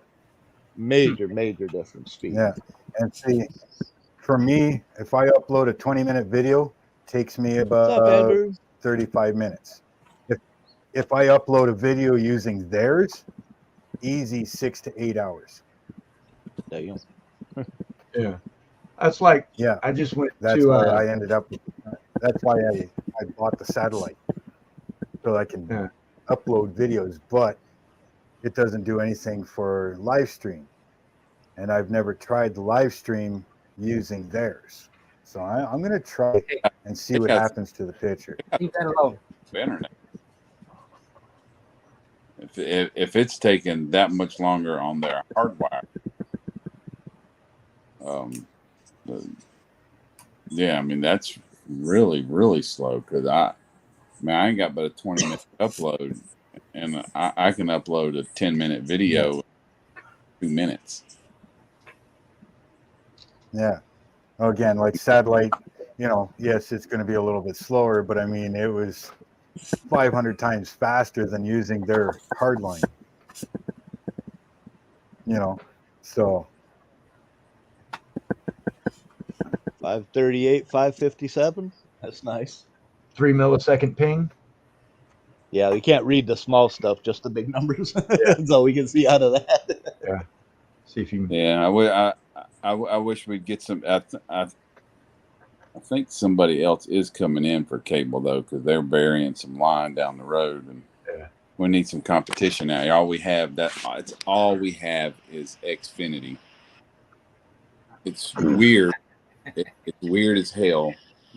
You tell him, Andrew. You tell him. The main line out there. The main out there on the road is fiber. They run cable to the house. We'll never have fiber here. This satellite is probably one of the best that I can get. I could try, like out here we have Rogers Mobility, and they do have a satellite satellite internet as well. Now, if I had the money, I'd try to bring them in, see what it's like. But I mean, you're talking, a couple $100 for install, blah, blah, blah, this and that. You're probably set up for a year before you could cancel it, shit like that. So I can't afford that. And then add to that, you will still wind up having the same situation that you have now, because satellite internet, due to how far the signal has to travel from your equipment to hit the satellite and then back to the ground-based equipment to be introduced into the ground-based internet, that round trip is going to incredibly destroy time.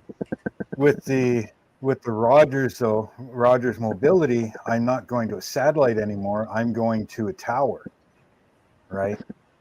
Now, a tower, it would go from me to the tower to them and their hardline, right? Whereas my satellite internet now is going out to an actual satellite, back down to the company, and then out, right? Yeah. So going to a cell tower, it might be a lot better, and that might fix things. Well, Oh yeah, because the cell tower is within a couple of miles of you.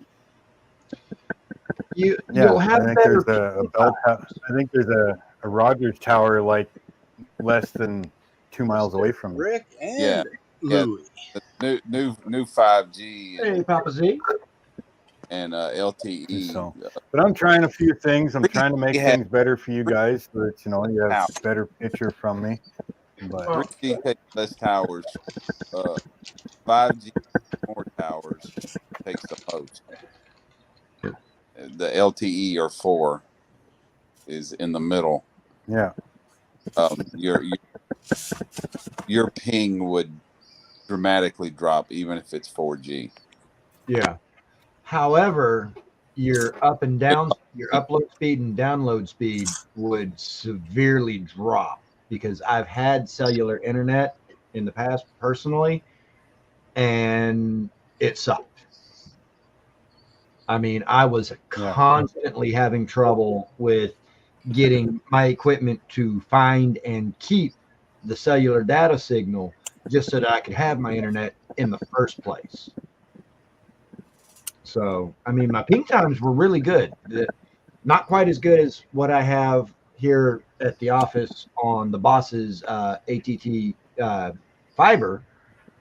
And he's got the same fiber that I had before I moved in here, the ATT 500 megabyte per second. But, I had the T-Mobile home internet, the 5G, the T-Mobile 5G home internet, and it was headache from almost day one.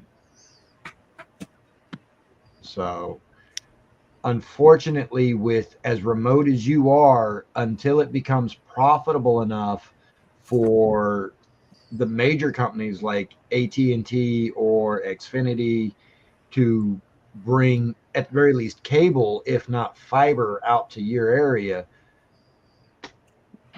you're either going to have really good ping, crappy up and down speed. That'll never happen. Or you'll have really good up and down speed, but you're going to have crappy ping. Yeah, that'll never happen around here. I mean, we're in the middle of the bush and mountains and everything else, and I mean, having fiber will never happen out here. The only thing you can hope for is, satellite systems get better and better and faster. That's the only thing. None of us would have this problem if Nikola Tesla would have been the one to get the bed instead of fucking shunned to the corner. Yeah. He knew how to communicate across the skies without an issue. Yeah. But they couldn't profit on that, so he got the shit. But that is one thing I'm going to try, maybe using their stuff and see what a live stream looks like. If it at least improves it by half, it'd be good. And only use theirs just for doing live streams. use mine for doing the videos and everything else. And Only way to find out is try it. my stepson. Yeah, my stepson tried hooking up to my satellite internet to play his WoW, right? And he went and moved his guy, and by the time his guy was done moving, it came back with a message saying you were dead. Yep. Somebody already killed him by the time his character was done moving. That's ping. That's ping. Yeah, that's the ping. But see, he plays WoW on theirs, no problem. Nice and fast and everything else, and he's good to go. So if he can play WoW on their internet on a hardwire, live stream should be a lot better. Yeah, if that's where the problem is in the I ping. guarantee you it will be, because gaming and live streaming don't need a lot of bandwidth, but they need ping. They need it. And if they don't have a good ping, you'll see it in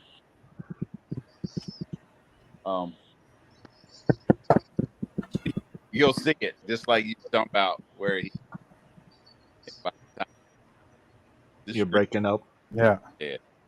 You're breaking up real bad, Brian. Yeah, for sure. Biggest thing is ping.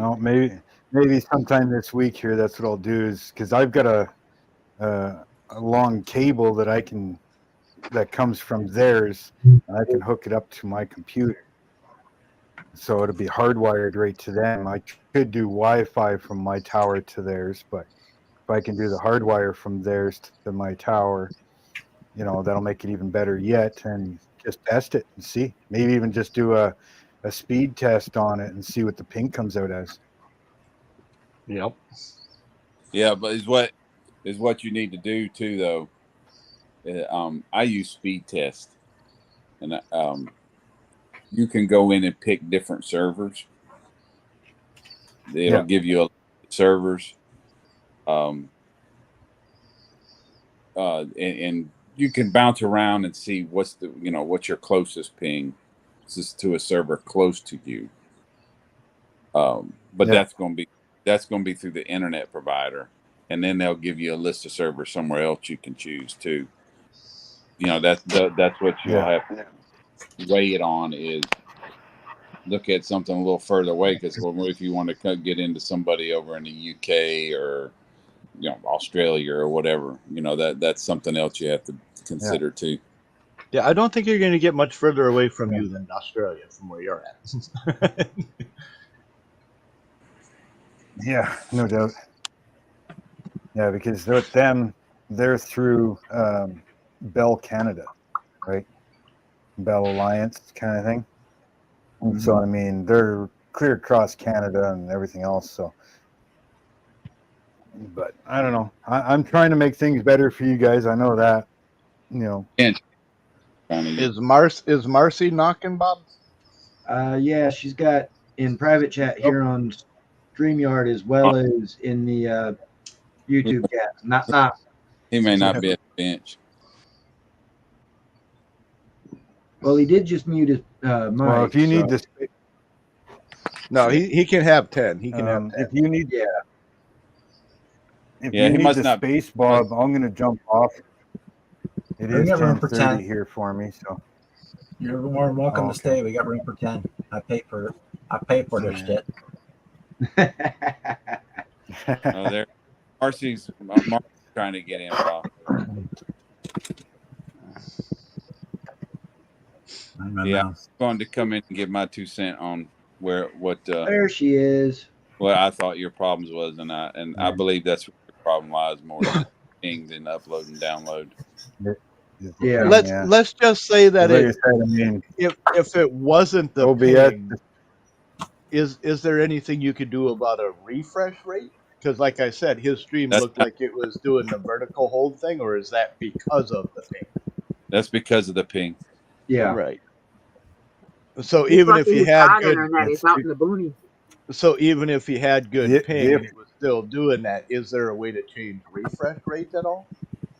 I think StreamYard that would be only probably the bit rate. Yeah, well, I think That StreamYard would only probably be the bit rate 30, coming out. 30 FPS, and that's all YouTube does. Is what Right. YouTube is 30, I believe. 60. Or no, Yeah. not that high. YouTube at 60 FPS. Got to be 60 because my OBS is set to 60 frames. And it works. I don't. perfectly fine. But just because the OBS is set to 60 doesn't really mean anything. I think YouTube is 30. Yeah, because it still has to compress to before it goes live and all that other stuff. Yeah. Well, I know one of the channels that I watch, Daniel Owens, he does a lot of gaming hardware, video card type stuff, reviews, and he's recording his videos in 240 hertz 4K, and he complains about how his audience isn't able to see what it is he's seeing and recording Oh, absolutely. because YouTube compresses the 240 4K that he's recording at down to 60 hertz, 60 FPS, 1080p. Yeah, that's what YouTube. I gotta take this call. I think with the premium, watch it in 4K, but it's still your hertz are capped off. Yeah. Right. And that's one reason, like you're saying, when I record videos with my good camera, I record 4K. But then when I edit the video, I edit in 1080p, so you get a better image. But he's absolutely correct. It's just like playing a video game. You play a video game at 60, get on something that's running 150, 170 hertz. Like, where's this been? You got a fan on or something there, Brian? Me? Yeah. Because Because usually when you're starting to talk, it breaks up. Like there's something. my volume is a little too high. Yeah, that might be it. Sound buffering. Because normally I hear that kind of thing if somebody's got like a fan on, it'll mess up their. Their audio, cut it out. Yeah. Yeah.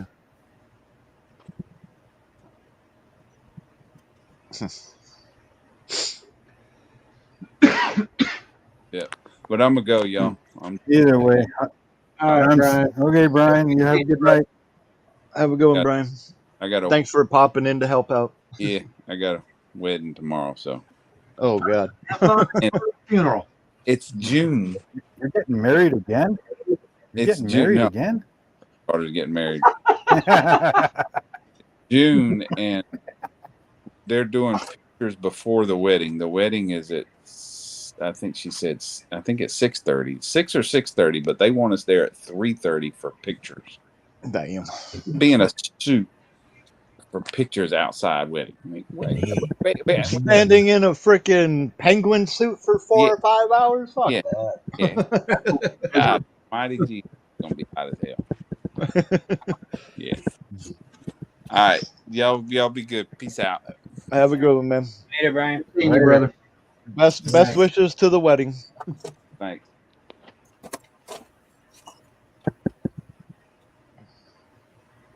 No, It's something I'm I hope gonna I do never some more have to be testing on involved different things. Yeah, do some more Yeah, testing and stuff on different things and go from there. Yeah, Maybe what I'll grab do those. is I'll Grab the change up some Streamlabs. stuff You won't and, regret it. yeah. But what I might do is maybe drop down to 2 lives a month. And the first one can be kind of a hangout like this. So if I'm a little blurry on face, oh no, big deal. How's your month gone? What do you got planned for this month? You know, blah, blah, blah. But then maybe the third Sunday of the month, I do a live stream of me building. I still got the chat. I still got whatever. I can still chat with you guys, but it's only me on screen. Then you guys get a perfectly clear video of what I'm doing, you know. Yeah. Now I could, like I said, I can use Ninja to add people, but it's kind of got to be somewhat set up before I go live, you Yeah. know, so I'm not fiddling around with shit while I am live. But if I had a group of people, you know, like RPM wants to come in, Ed wants to come in, you know, Bob wants to come in, well, then I give them the link, we set everything up, I go live, and that's the people on the panel. Because doing it that way, I can have 100 people if I want. Yeah. I can have 100 Or- people. I mean, your pictures would be tiny, but I could have 100 people, and it would be perfectly clear. All right. And so I could set it up that way, and then just have that pretty much that same group of people all the time.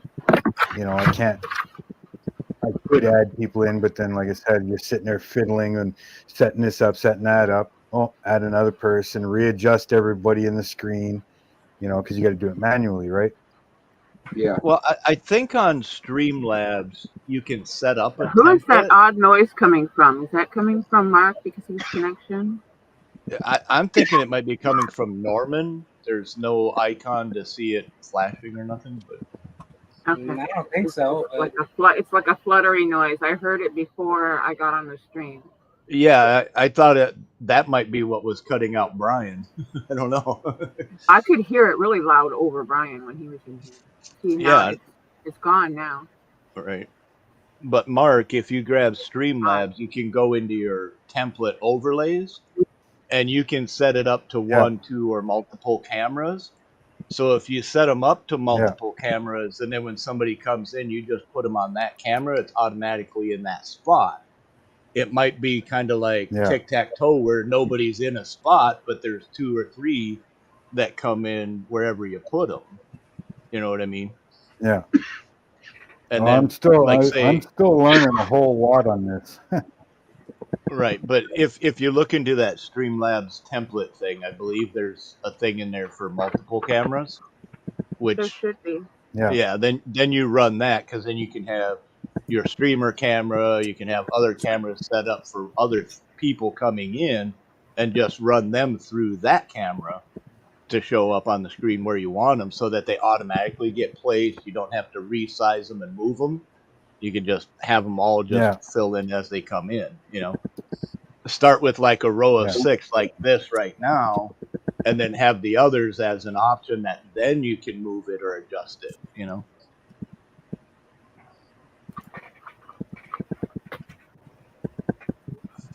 Yeah, because right now on my OBS I have I don't know. I'm still waiting for my third camera to come in, but you know, like I've got multiple scenes set up right now, depending on which camera position is what and what I'm trying to do. Right. You I know, need to get in there and learn all that stuff. It's just a bunch more buttons to push. Oh. It is. I just need to get in there and get comfortable OBS. with it. I haven't spent the time. Yeah, OBS is awesome. Yeah. Yeah. Yeah, I've been Yeah, using the OBS stuff you for, can do with OBS. I've been using OBS for a few good years now. That's what I've use been using it for about 3 years now, but I've only used it as very basics. It's only lately that I've been watching all kind of videos and seeing what every tab does, and you know, what can you do with it, what can't you do with it, like just anything and everything, all the different plugins, Right. you know. Yeah, and like I said, Streamlabs is OBS. It's Mhm. just already a connection Yeah. service that adds all this other Yeah. garnishing, let's say. But there's a shit ton you can do with it. Yeah. You know, That's it does a lot of data logging, like Night, Donnie. like if you have a point system for people chatting, it'll add up their points. Night, You can Donnie. keep an Hi, eye Donnie. on Good that. evening. It'll keep tabs of who's donated for multiple years, da-di-da. You know, it has all kinds Yeah, of I like how analytic it stuff. collects all the information for Yep. you in one location. Yeah, because otherwise, where else do you get that information? YouTube ain't going to If give you're it to you in the genuinely studio. right. If you're genuinely interested in your reach and your base of people, and you are using this as an income, you need to know Right. that. Yeah. But even like on YouTube, if you subscribe to analytics my are shit. if on YouTube you subscribe to my channel, but your profile is set to private, I'll never get a notification that you subscribe. But on Right. Streamlabs, and I go in there and it'll say somebody subscribed. Yeah. Cool. Now I know who these private ones are. You know. Yeah, it's asinine to have to go somewhere else to find basic information on the Right. site, your core site. They Mhm. used to, all that information used to be out there. Yeah, somebody must have used it to do something they shouldn't have. Sure, like always, you know. One bad apple ruins it for the rest. Yeah. Right. Like somebody using a hairdryer And while in the shower. So now they exactly. Yeah. Or the toaster while they're in the Oh, bathtub. hey, Marcy, real important question. When you put gas in your gas tank, do you shake the nozzle when you're done to make sure you get every drop out? No. No. Why not? Because I don't have the, I don't know, the habit, shall we call it? Yeah, that's the point. Yep. Yeah, you were here to hear that. That's good. we had to get it from a female's perspective because we didn't know. I mean, and everybody knows if you shake it more than 3 times, you're playing with it. Or you're trying to get the last drop. Same thing. Yeah, but I mean that was the question and that was the intent. Right? Thanks for being the female perspective side of that because we had no clue. It's mildly amusing still. I mean, it is. I mean, it's more funny coming from a guy wondering without a female around, you know. But now we got a bunch of guys looking at the gas stations. Are you shaking it? Where you learn that from? Spending 99.9% of my life around grown men. My father, my grandfather, all my mom's brothers. Yeah, you get pee all over the toilet. Let me aim for you. Being the only girl in the neighborhood for years when you were growing up. You're just one of the guys. You know? Right. Until somebody notices you're not. Ooh, hey, what are those? Can I play with them? No, they're mine. Go get your own. You can do that now, and nobody will frown upon it. Right. I'll let you borrow some of my cool clothes, too. Although we'll have to take them in because you're a skinny thing.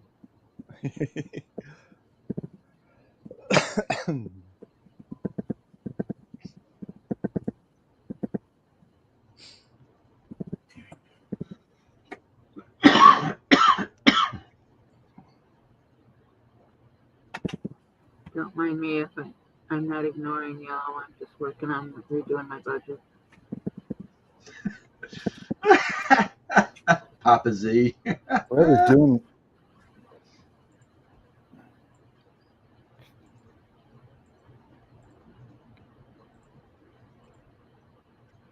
Man, that's annoying. I hate when something is like a specific amount of money and then the change is either 1 cent or 99 cents. It's like, take one away or give me one. Give me even. I fix it so it's even and then they screw it up.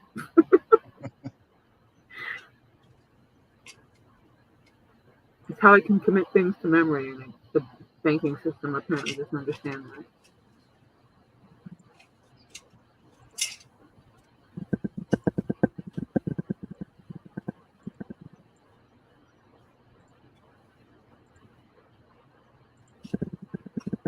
And any dude that is anywhere near a bathroom I'm gonna use doesn't put the fucking seat down, pees on the seat, or misses the bowl and gets pee on the floor is a dead man. Yeah. Real simple. If you can lift the seat up, you can put the seat down. You got a point and shoot device. I'm sure your mama threw Cheerios in the bowl to teach you how to aim. Get it where it belongs.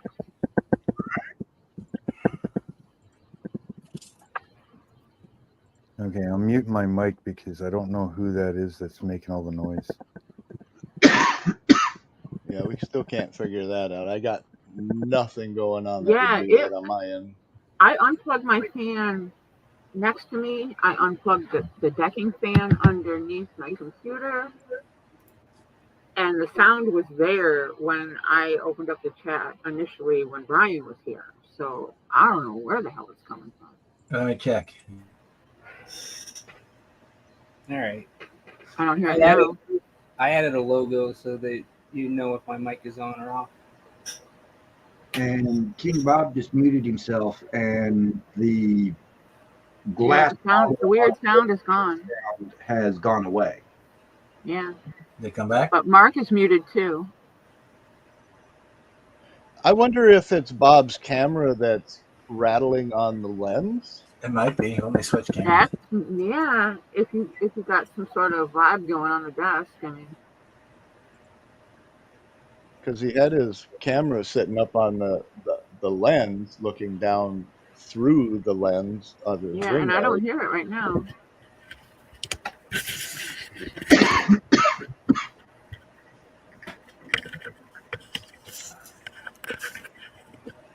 I mean, I don't know how firmly flat it was against it, but it's kind of crazy if it's connected using its camera and mic, and yeah, it would do that, wouldn't it? Good. Well, So the far- mic I'm using is not the one that's on the camera. Right. He's on a totally different mic. I'm on one that's in the same area, but yeah. Yeah, Okay, maybe they were so- just too close to each other because the sound is gone now. Yeah. It actually sounded like, like something, like a fan. I wonder if it was touching picking up something the vibrating. ballast in the fluorescent light. Yeah, that was my next thing. Do you have a fluorescent light? Was my next question. So that answers that. Yeah, because that's the mic we were using with that one. What are you guys using to switch from camera to camera? Settings at the bottom. OBS. No, I mean in general, even when you're doing regular videos for YouTube. When I'm just shooting regular videos, I use my video camera, my Sony Handycam. And then here I just have all the cameras hooked up, and at the bottom it says settings on the screen. Well, the window you're looking at, and you can go in there and you can change which camera you're looking at, want to look at, or present with. Whereas for me, when I use multiple different cameras for recording a video for my channel, I edit all the various camera shots together using DaVinci Resolve. Right. I have DaVinci Resolve. I just was curious if you're using some sort of switch controller, if I have it upwards or a facing view or a back view. No, because Siri. for the camera that I'm on right now, which is also the one that I use for recording my face talking head stuff for my channel, I record on that using OBS, and then I have a digital camcorder, my 4K Vivitar. Yeah, I Yeah, just picked up a And 5K. I also have my smartphone that I use. Well, I don't And even then what I start with all do- that at this point. I just use my cell phone to take picture or any clips of video I want, and then just shove it up there. I don't really care. And then once I'm done with all my recording, I just go in through DaVinci Resolve and just edit all the various camera sources together into the one timeline, render it, post it to YouTube, and call it done. Right. I mean, I But use with what Mark was saying, I'm entirely certain that since I could hook a USB cable to my phone and use its cameras as a webcam, I know I can hook a USB cable from this to my computer and use it as a webcam. Right. And I've also got a tablet plus a couple extra phones that I don't really use for anything else. I could set those up as webcams because they've all got cams on them as well. And I could hook them all up into my OBS, and I could control which camera I'm using from when through OBS as well. I Okay. don't. I probably should. It might make for better videos, but So basically, you're saying you Like I can. said, I personally don't care at this point. I don't even have a workspace I can hang a camera from where you can see what I'm doing. Yeah. I do that I have all the equipment. I have more cameras than any person should ever own. And I've got camera arm equipment in the box to my left. I just gotta have a workable room to do it in. Yeah. And what I'm trying to do now is get us out of this house. So I don't want to set anything else up right now. I'm trying to downsize and get rid of stuff that's been in closets for 20 years, stuff like that. Worst case scenario, I shove it all in a long U-Haul and take it all with me, and we can all live in the basement or the garage so I can sort it. But I don't want to do that either, because then you just go, no, don't have to worry about it. It's in another closet, it's in another room. We have all this other space. Yeah. And then when you need something, it's like, oh shit, where the hell did I put that? Well, see, that's the thing. All the things that we currently are using are going to be front and center, and everything else is just going to be shoved in the corner like it was when we moved out here.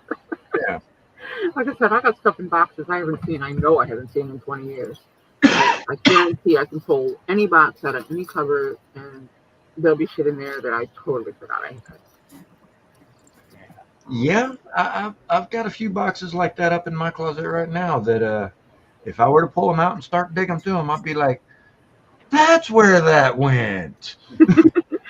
Mine would be more of probably about a 3% chance of it. That's where that went, and the rest of the chance of I should have thrown that away years ago. Yeah, there's probably some of that too.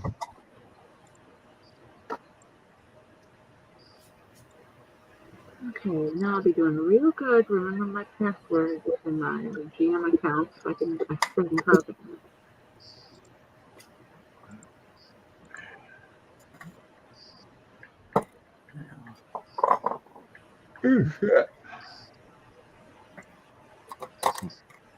That's brutal. Brutal. That's fucking.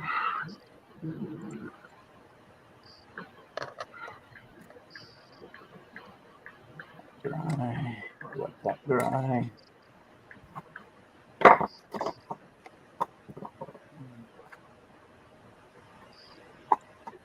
Let's see this here.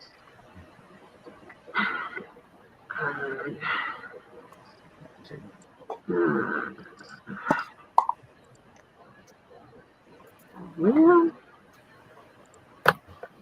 That's an awfully deep subject for such a shallow mind, Marcy. I should know. I'm in the same club.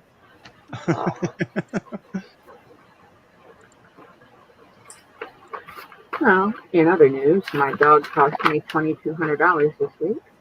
Ow. Whoa. 2 days at the ER vet because she's a fucking retriever and everything's got to go in her mouth.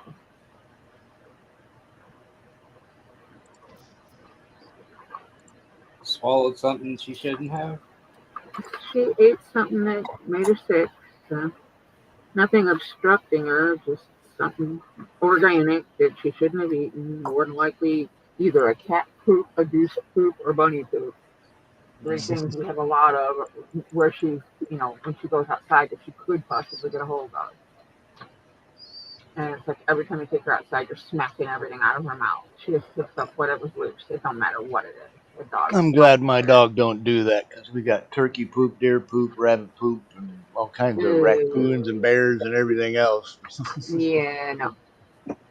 But yeah, that's another reason why I don't want to be here. There's no fences. It's a manufactured home community, and every fucker walks through my yard. I gotta go out in the morning and check my yard before I can even take the dog out because there could be anything laying in my yard, for one. And for two, the other people that have dogs don't take care of them correctly. And they're always running loose. It's a constant problem. So if I have something with a fence, I can gleefully participate in no-go there. Nobody will bitch about the grass being not cut. Nobody else will be walking through my yard. And all those bonuses. It's I like want to deal with this twat of a fucking property manager. I could keep going. here where I'm at, my front yard is all gravel. You for know, I when honestly, people go walking their dogs up and down the sidewalks so that their dogs can do their business and whatnot. I generally don't have to worry about people's dogs pooping in my yard because I don't have any grass. It's all gravel. yeah, I always jokingly say that I'd like to rip it all up, pour concrete, paint it green, and put little yellow dots on it in the spring. Because this bitch constantly complains about dandelions, and we're at head to head since we've lived here, since 2007, head to head every year. I don't want herbicide or any of that shit sprayed anywhere near my yard. Kids Well, play in my grass. just in case you Dogs do poop in happen to my do a grass. whole yard full of concrete, put a bunch of straws everywhere so you can just put silk flowers in them. You know, if it wasn't for the fact that I own the home and rent the property it's sitting on, I would rip the grass up, paint it green, and paint yellow dots on it every spring, just to piss her off. That's what I mean. If you're going to concrete something, just put straws standing up everywhere. It'll be a good water drain so it don't puddle up. And you can stick Right? a silk flower down in there and you're good to go. Just put up a sign every spring that says free dandelion seeds. Yeah, there you go. Well, see, that's the thing. I collect them because I use them. Dandelion wine is some wicked And shit. Let me the just tell you what. only place where they don't get collected is obviously where the dog goes, and that's the side yard. But long and short of it, even if I did not collect them, I don't want toxins that are known carcinogens, known to cause nervous disorders and other problems with pets and young children, sprayed on my fucking yard. I don't want it. Oh, well, you're going to have to deal with it. You're going to have to do this. You're going to have to do that. I'm like, I'll go out there and I'll pull them. I'll knock them down with the weed whip if there's too many, but no.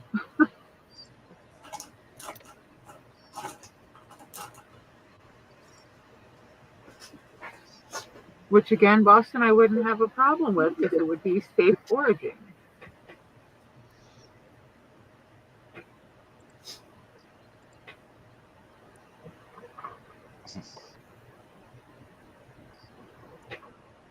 Wish this I know, person would it's get just back to all a me bunch already. of unnecessary BS that I'm totally tired of, and lots of other reasons. So you turn it into Location. turn it into fun and get yourself a small drone. So you got a motor inverted on the bottom, and then you can fly inside your house and go through and just cut all the dandelions down and then come back.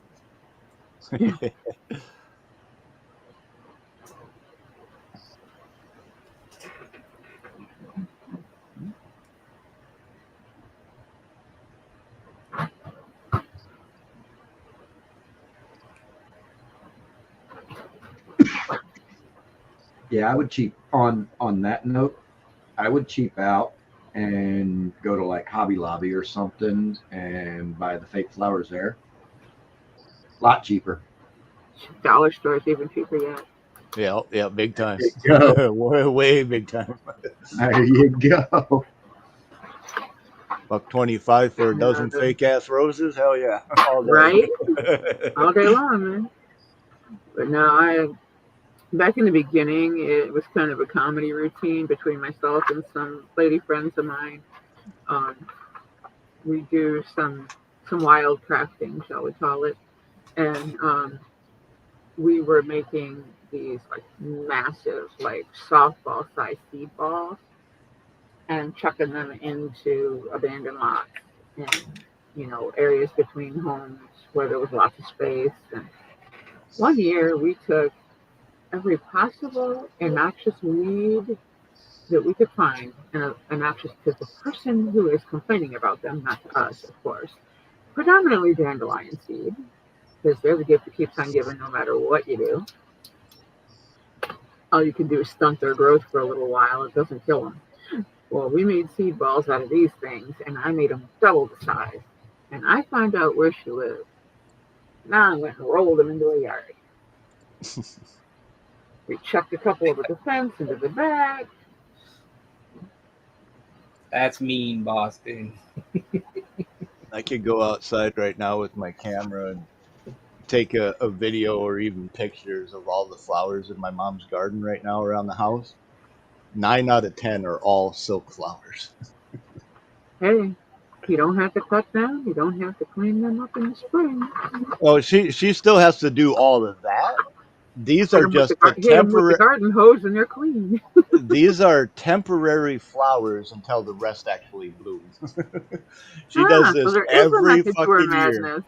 She does this every freaking year. She's got tulips everywhere. She's got pansies and irises and lilies and I mean, you name it. They're fucking all kinds of I'm flowers sorry. everywhere. I could deal with a sea of green and wait for those blooms. I would be out there sticking some fake shit in there.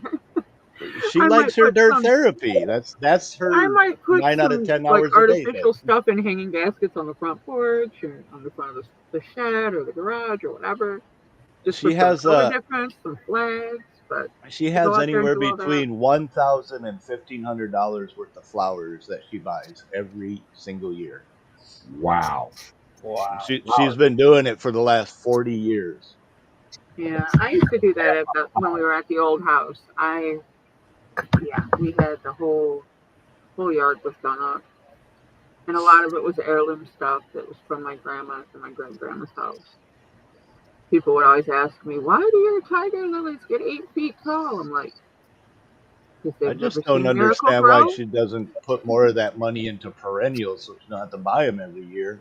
Instead of wasting all that money on annuals that fucking die. You know? I mean, you can spend half of that in perennials and then put that half somewhere else every year, like in a savings account, where it can gain a little interest, and then still do the other half. And she does what makes her happy. That's her thing. That she doesn't say anything about me doing my thing, so I can't say anything about that to her. Right, and if that's all she does, it's physical. It gets her outside. It's healthy. So exactly. Well, yeah, that's her thing. Like I said, she loves the dirt therapy, and that's she's not working anymore. Always been. And yeah, ever since she retired, it's gotten far more time to spend. If I could do that, I would absolutely stay home all day and play in the dirt. Absolutely. I'd spend the entire day outside and then be in here working on a model after dark. Or when it's the only thing I like that comes out in the dark is bats, and there aren't enough of them to take care of the mosquitoes. So.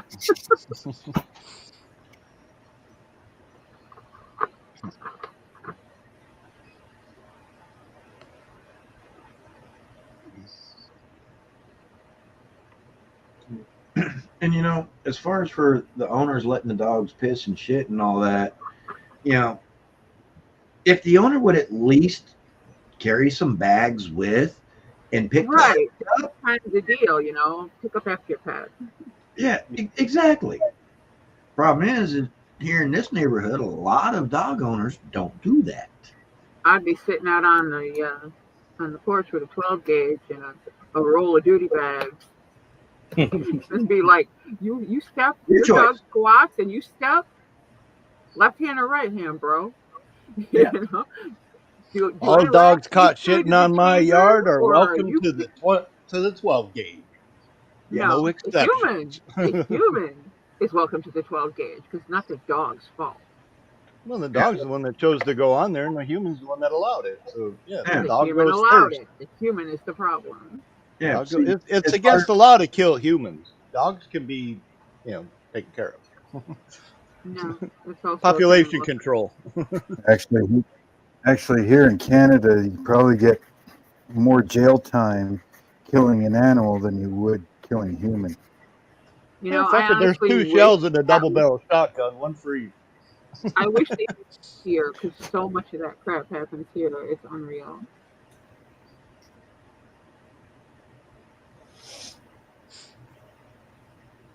Exactly, Boston. Criminals don't get fucking punished anymore anyway, so vigilante justice it is. But no, it would be me and the gun and the pile of duty bags, and be like, look, bro, you're gonna pick your dog's business up, I'm gonna give you a bag, or I'm gonna put you down. Where I live, I don't have to worry about that.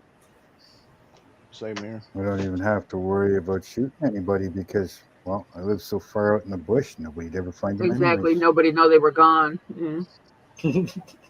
Yep. Not only that, but Mark's so far out in the bush that he probably doesn't have any neighbors anywhere near close enough to be able to have to worry about that in the first place. If someone broke That's into your right. house, would you call So if somebody's on the 911? property, they're No, not I would supposed call to be there. 811 so I know where to dig. Exactly. No, I don't even have Coast, to worry. you know where it's safe to I don't even dig. have to worry about Exactly. that. I don't want to hit a line. I don't even have to worry about that Right. because everything around here is rock. You can't dig for one, so they can't bury power lines. They're all overhead. We don't have gas lines out here. We don't have water lines out here because it's well. Yeah, there is no 811 that I have to call either. I don't have to Yeah, do well, you're nothing. only one of billions take a of good- people who know this. You can just put them in the pickup truck and haul them out to the back 40. I just take a good long walk in any direction, half a mile. Black bears will pick up the rest. That's what I'm saying. Just go drop them out in the woods. By the time they even come looking in this direction, everything is long gone.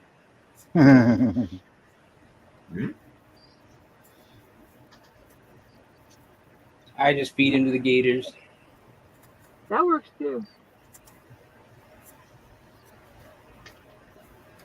Well, ladies and gentlemen, I'm going to go to bed. It's 5 after All right. 11. Have a good one, Mark. I've been up Good since night, Mark. 5. I like making fish bait. Good luck Chum with the bait. Streamlabs and things.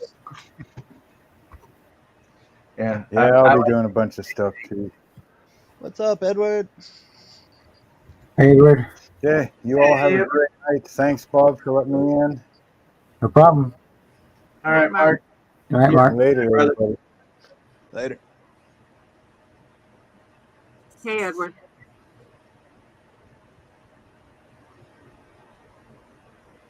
It's Edward Bucky. Edward Buck. Edward Bucky.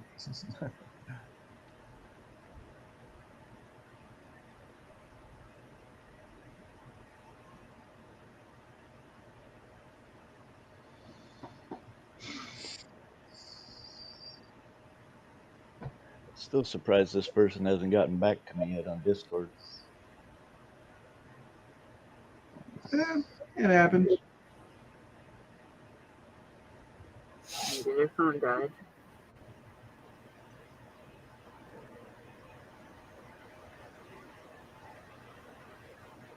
It sucks when somebody wants to talk to me, I'm on their schedule. If I don't reply right away, they get mad. And then when I do reply and they don't reply for hours, all of a sudden it's all good. It's no big deal. Yeah, well, fuck that, man. That's See why how I this don't answer the works? phone.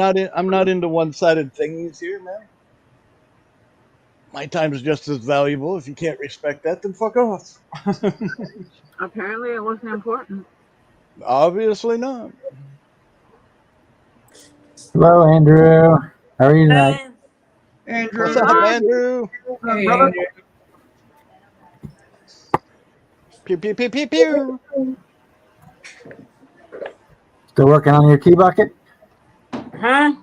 Working on your tea bucket?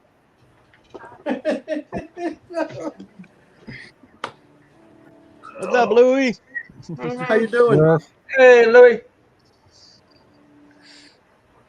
Andrew got a package from Papa Z. yesterday. Cool.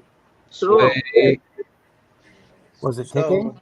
Did it he smell was like dog very food? excited that he's been working on some of the stuff that came in that package. Ah. Nice.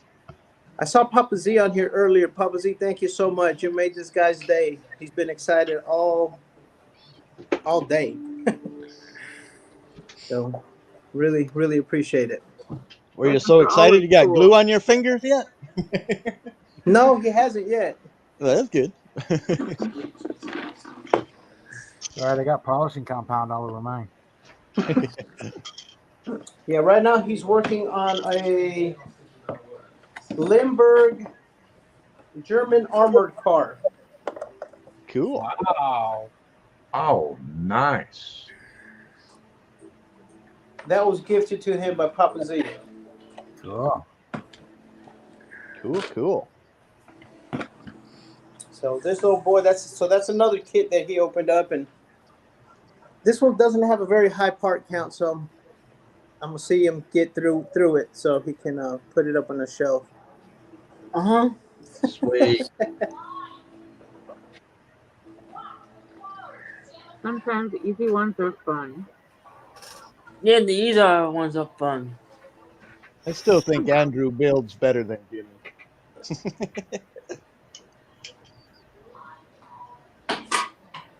Andrew's a good builder. Yeah, I am. Andrew's a damn good builder. And the most important part is that you have fun when you're doing it, right? Ding, ding, ding, ding, ding. Marcy, tell the gentleman what he's won.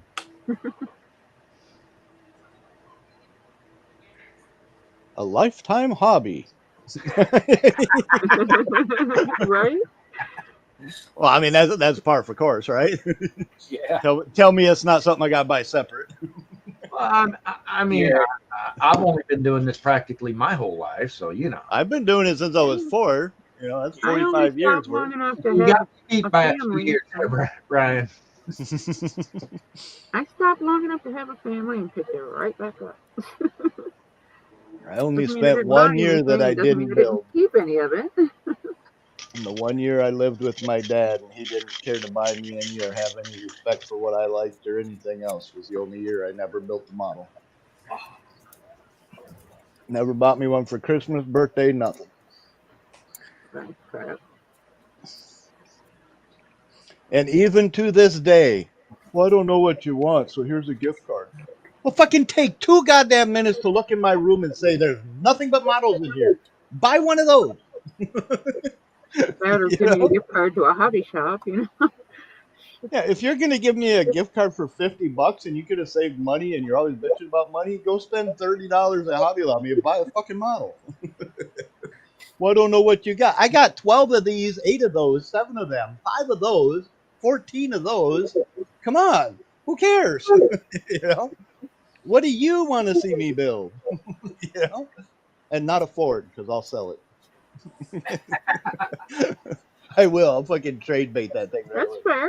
And if you buy me something that I've already got, I'm either going to use it for parts or I'm going to build yet another version of it. Hey, if it's a Mopar, there's plenty of freaking colors. I mean, I can have a row of 71 Cudas in every freaking color they came in and with mod top. And Zinger style, and you name it, yeah. And my kids have gotten wise. They either ask for my wish list, which I have models on my Amazon wish list. I have a as website reference they can point. buy. I have a reference point for them to look at, you know, and then they can go and shop for the deals. They know how to shop for deals. And when they can't decide or they can't find something from my list, then I get a gift card. Which again, I don't care because I'm going to turn around and I'm going to get a model anyway. So. Well, if it's on your wish list, isn't it already fun? If it's on your wish list, isn't it already fun?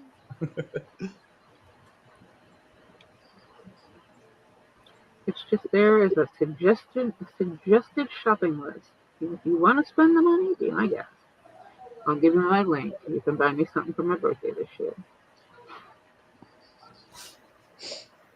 Yeah, if my dad, when he was in Quick Start, tried getting me in there, if I would have been able to link through a freaking hobby site to buy model kits out of there, he'd have been a rich man. Because, you know, the pyramid scheme thing, the more I buy, the more they make, you know? Mm-hmm. Yeah. But the only part of that thing I would have been interested in. I'd have done some online model shopping for sure, but I never found any in any of the pages, sites, links, none of it. So I ain't gonna buy no case of toilet paper. Fuck that. Just to get you a couple of dollars? No thanks. You want to buy in bulk and have no room to live in your little trailer house? You go right ahead. Show me how that works.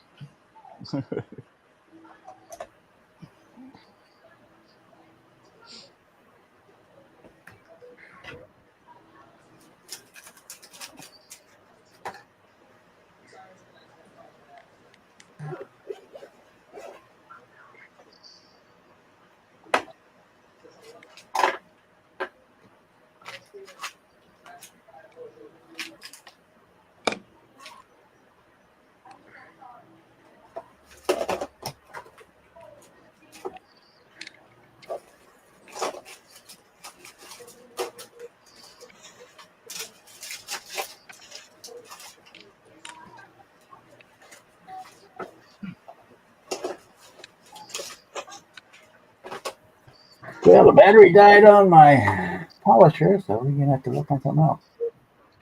Yeah, That's a bummer. I have I've multiple. only got one more piece left, so I can just polish it by hand. I know y'all just saw me at my little booth there, hitting that pickup cab with some Mr. Surfacer without a glove on, and I have multiple boxes of the black nitrile gloves. You'd think one of these days I would learn to quit damn spray painting my hand. Nope. No. That takes extra effort for me to go all the way to the back of the house to get the box of gloves. You think I'd bring the whole box out here instead of just a handful every time I pass by? It's almost faster to just wash the paint off your hand than it is to put a glove on.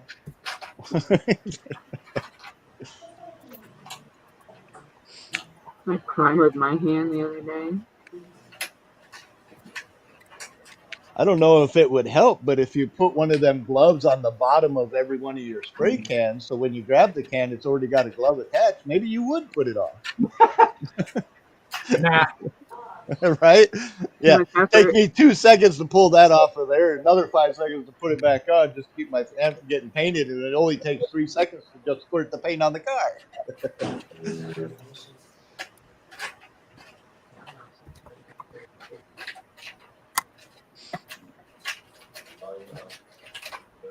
Yeah, but the glove saves you 20 minutes of trying to scrub it off your skin. Not really. Gas works pretty quick. Yeah, Yeah, I that ain't happening. I'm a guy. I don't care about the chemicals. It's not the chemicals, it's what they do to your skin. Your skin is your biggest organ. You need to take care of it. And mine is plenty dry enough without adding unnecessary crap to it like that. If my hand falls apart before I do, so be it.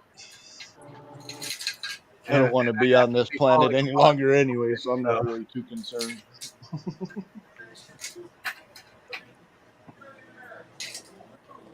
I hope I reincarnate as a moon rock or something. Last thing I'll let do is come back to this fucking planet. Too many people here. Moon rocks end up here eventually.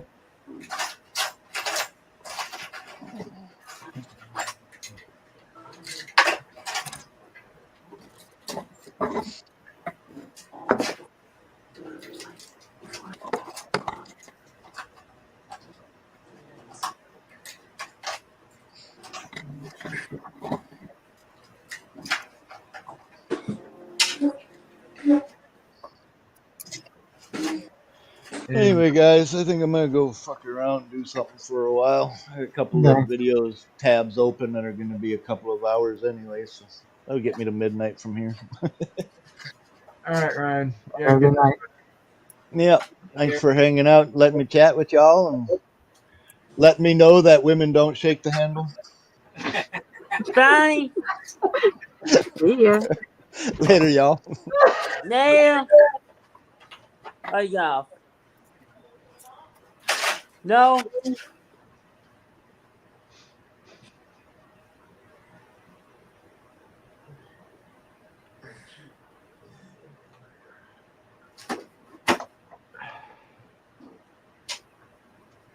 On that note, I think I'm going to do some nicotine time. All right.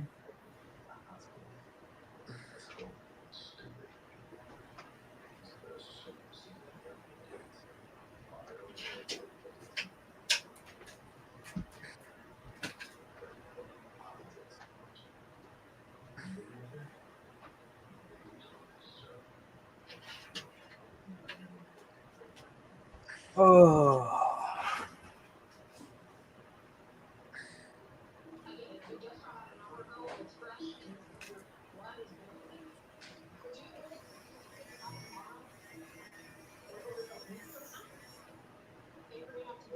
Everybody talk at once.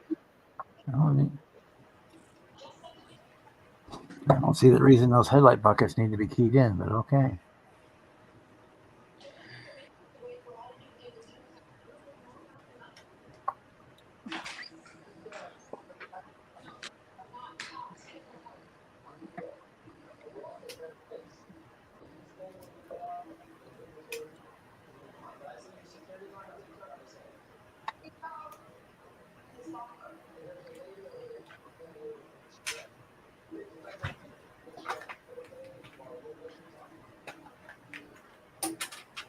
Headlights put in. Put the hood together. They have to go in first.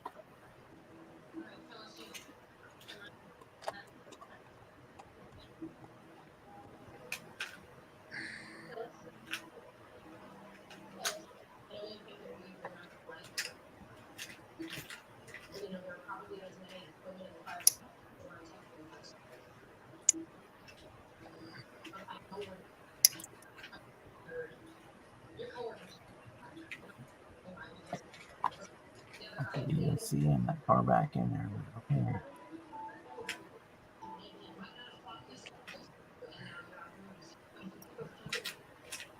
Oh, I did something I haven't done in a while. I bought a lottery ticket today.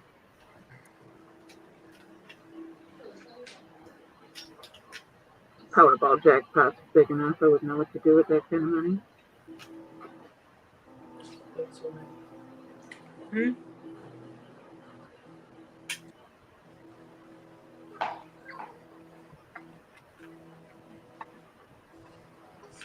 I actually got the final paperwork done today on the timeshare that my parents had that nobody wants anymore. Yeah, those, I don't know why people get stuck in those timeshare things. Those are like the worst things in the world. Well, when I got it, it was not a bad deal because it was like 30 miles from the house. Had a year-round, had indoor, outdoor swimming pool, and all this, big lake. Yeah, but if you can't get out of the contract. Yeah, but then, when we were all kids, that was fine because we were out there 4 or 5 days a week. Because the only real timeshare part was if you wanted to stay there, like stay in one of the condos or something. That was time. But just using like the facilities itself, well, you could use them anytime you wanted. That's just not worth So when it. all the kids all grew up and moved away, they never got rid of it, or even attempted to get rid of it. They just kept paying the $800 annual That's maintenance. a lot of money. Yeah. For probably 25 years, they paid that with nobody going out there. Yeah, it's all wasted money. Yeah.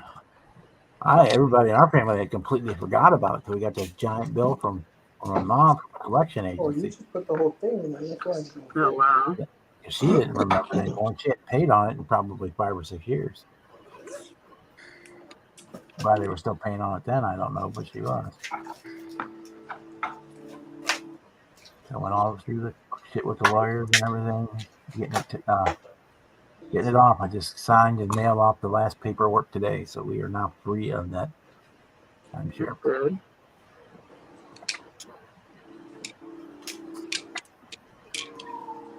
Yeah, even with the kids, I never would have invested in anything like that.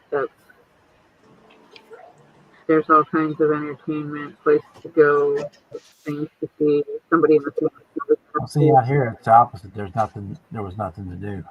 Yeah, I still, even in that situation, I still would not get myself sucked into a timeshare. Like I say, we used it when we were still in high school and whatnot. All 7 of us kids, we were out there 4 or 5 days a week. I mean, we almost lived there in the summer, and we were out there every weekend in the wintertime because we had the pool and all that stuff and the big lake to swim in and the fishing boat and all that. We were out there all the time. But after we all got out of high school and went off to college and whatnot, they just kept paying it. All these waters, you gotta kill one.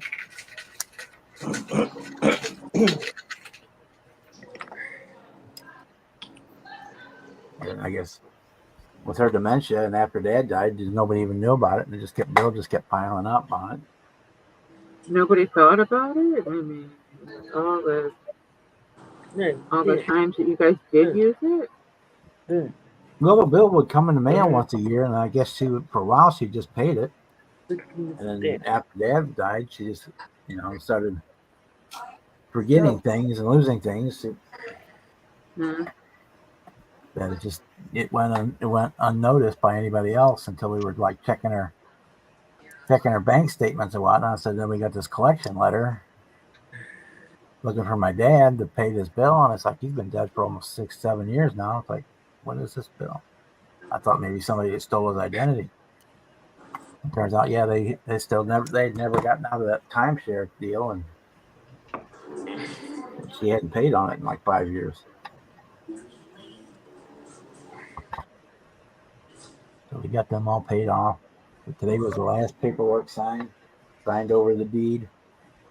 And we no longer have to, well, technically it won't be until Monday till it's over because Yeah, Christmas Day, whatever. by the time the paperwork's all gets, But still, it's done and dusted.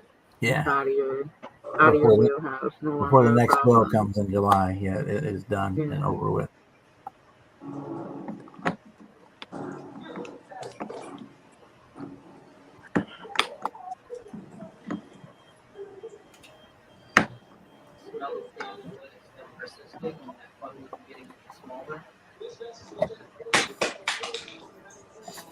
And this piece, we're ready to put this piece on that piece. Woo-hoo, starting to look like a car.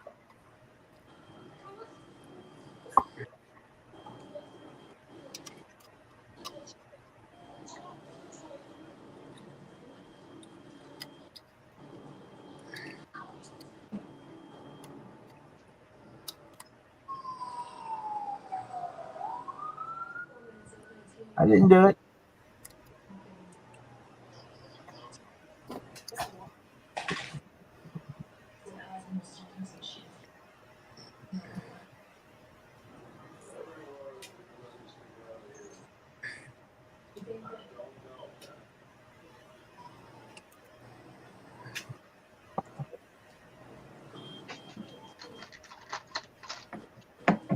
Oh shit, I forgot to tell her we got a graduation party to go to tomorrow. I'll get up early. Go over there for my, That's Jack Bone. Get Bill. because it's too late to do it now.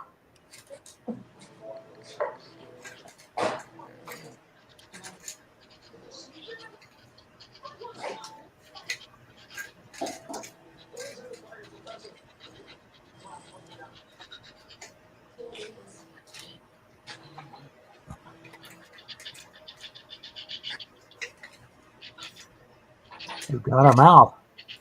Looks like a giant fish.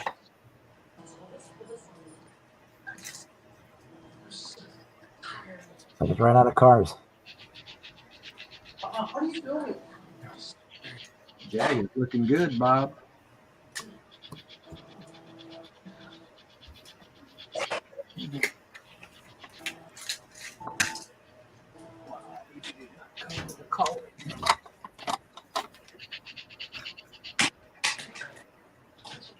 Okay, so. It's time to put the body on one last time. Woo. Let's glue those in first. Glue my luggage in first.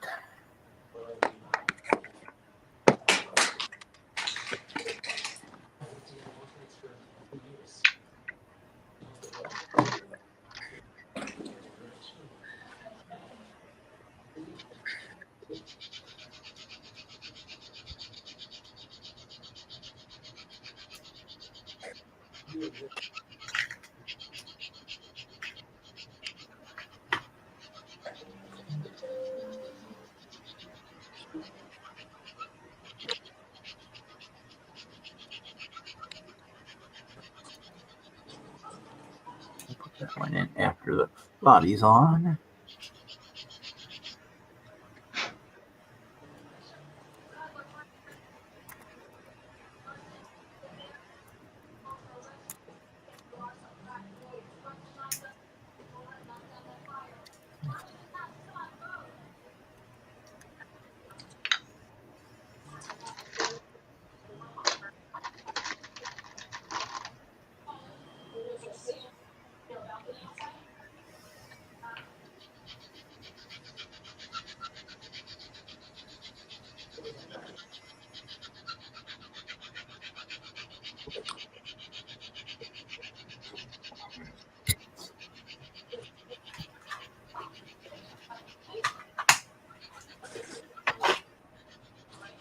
Yeah. Mm-hmm.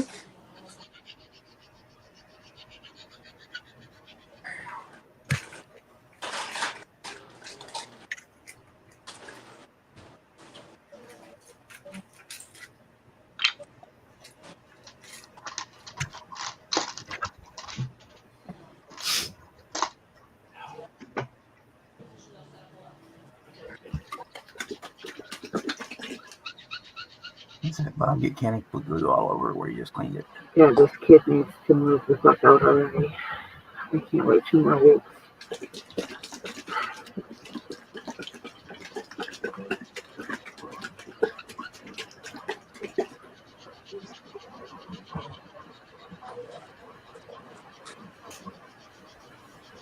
Okay.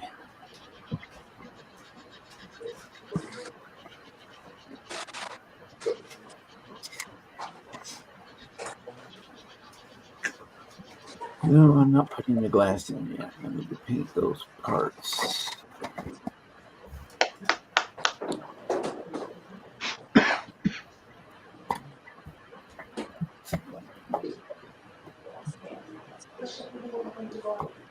Clear red and clear orange. I think Pete. Pete's not orange. Pete is yellow. If Pete is orange, you got a problem. Yeah, Pete is orange.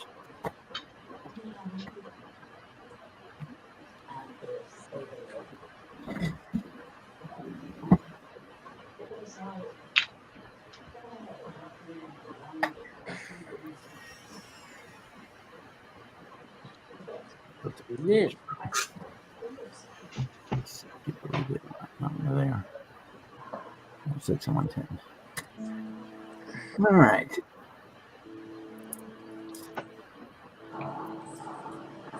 It's way over here so I don't spill it again.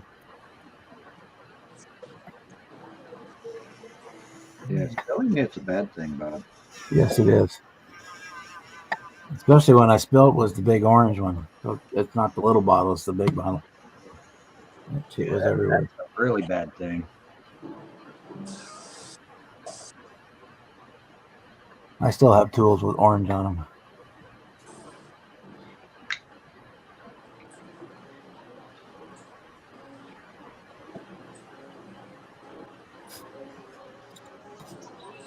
Okay.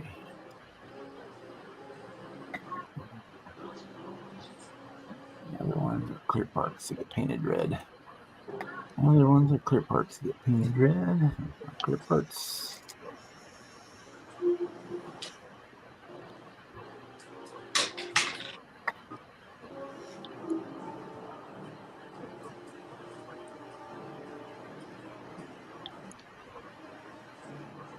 The square end is red and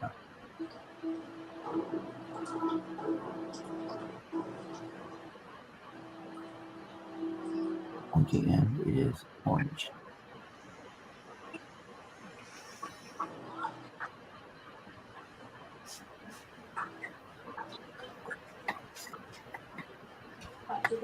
All the red we need.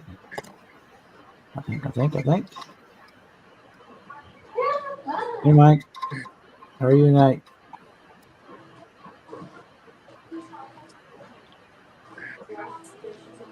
I think Andrew said he was building an armored car. Got from Papa Z.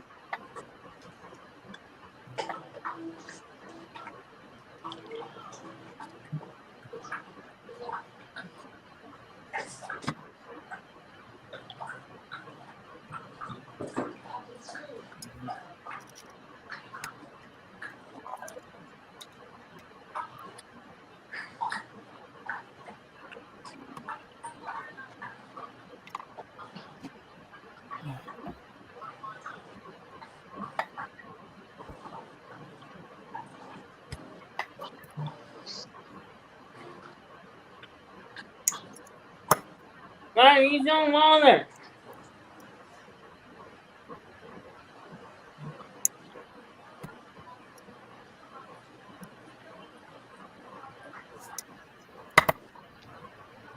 He's on the one right here.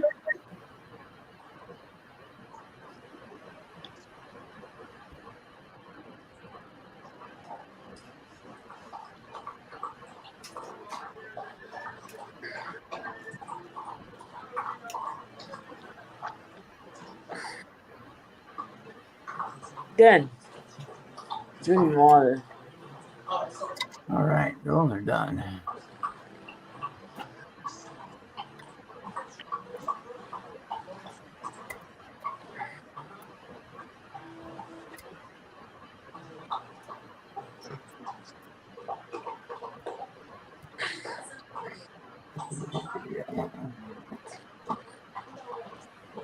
Let me see if I can go on.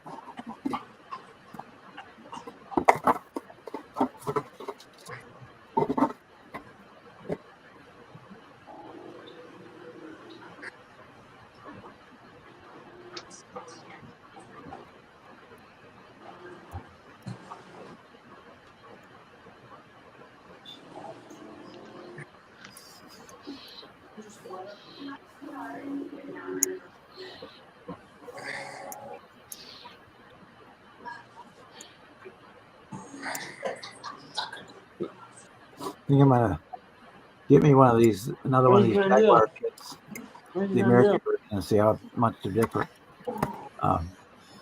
Revell Germany is coming out with the 2-pack for the anniversary. It has the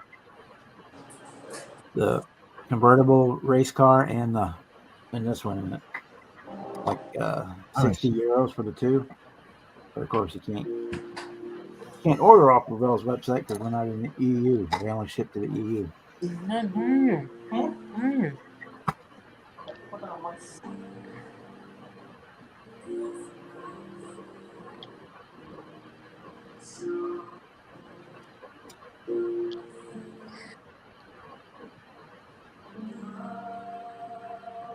Well, maybe one day they'll get around to offering that kit here in the States. They will. I was even gonna thought about, well, I could get a hold of a couple of my friends I got in the UK to get one, but UK's not in the EU anymore, so they won't ship it to there either. Yeah. I could get Britta to buy it and mail it to me because she's over it in Germany, or she's in Sweden right now. But Yeah. you know what I mean. Well, isn't Sweden still part of UK or EU? Yeah. That's maybe what I do. I'll talk to her and see if I can send her the money and find out how much the shipping on it would be, and have her mail it to me.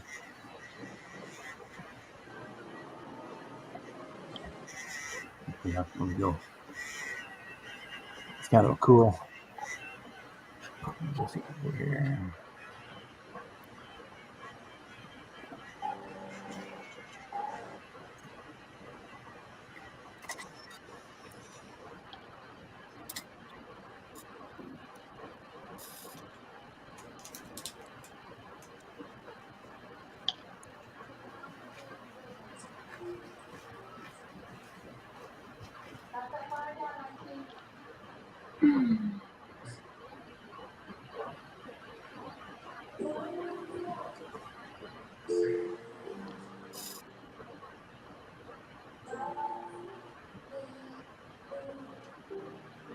Yes, here's the German one. I got it on the front page.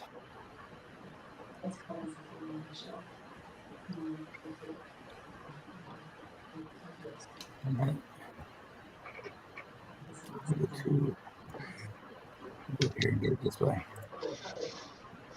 Mail. You just now seeing me, Edward? Huh? I said hey to you when you first came in earlier. Just saying.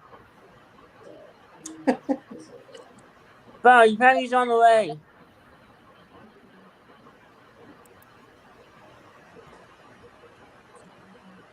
Was King Bob in here? Yeah. Yeah, your package is on the way. Oh, cool. Thank you.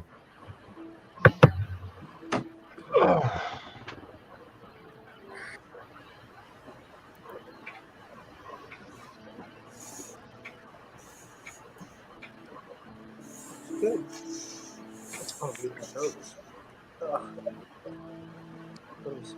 Put them out so you can see which one's which.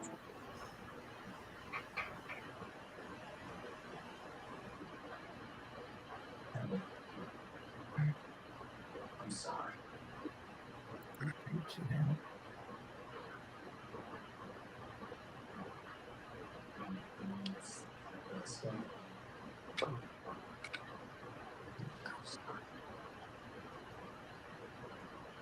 Goes like that. So we just gotta clean up. Clean up this edge. Smooth it down a little bit. I get freaking 8 million emails a day. Perfect. Here. You want to hold and glue and I glue, or you hold? I hold and glue. Okay. You glue. Hold. See where they come together right there? Mm-hmm. Okay.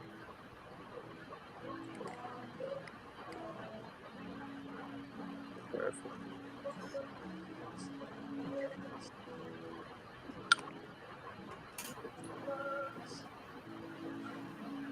There you go. Wherever they touch. Where the two peaches? Where they touch. Up on top. Oh, I'm gonna delete it. Perfect. Right. Perfect. Give a little sand. Yeah, Edward, that would require there to be an excuse for you, brother. And Don't feel bad about that though. I'm in the same boat. That's Ravel.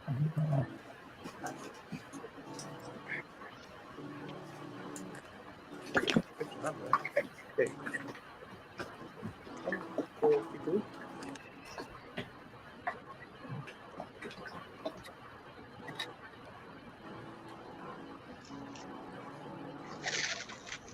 What the fuck?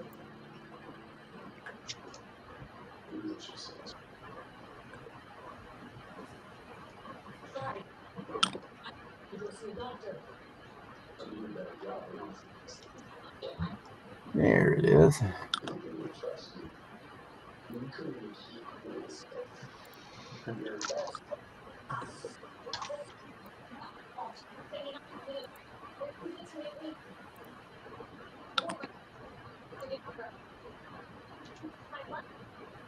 Okay, the Jaguar 100th anniversary set. Oh, nice. You get the Ooh. you get the one I'm working on now, and you get the race convertible. Cool. Do I want to move the panel and see the price? What's it going for, Bob? It's 60 euros.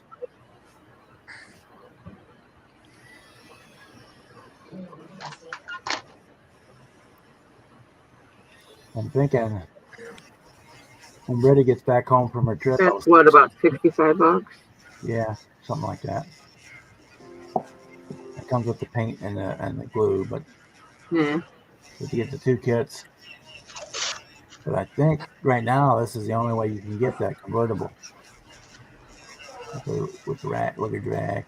I love their box sets. It's the different chassis and everything. Got different carburetors. And the two complete ones. So for Steering wheel on the wrong side of the car. you can do it either way.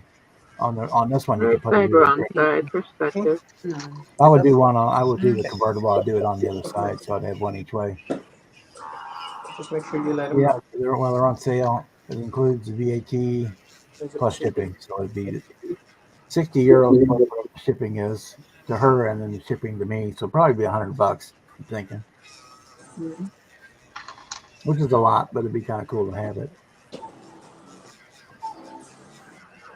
But yeah, you can. They won't ship outside of the EU.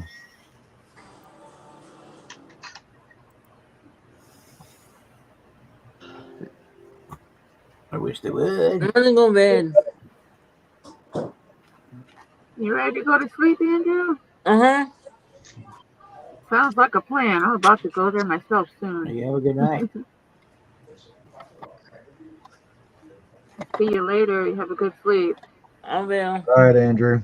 Bye. Good night, little brother. Sleep well. I will. Hi, Andrew. Bye. Glue those two parts on. And the lenses to them later.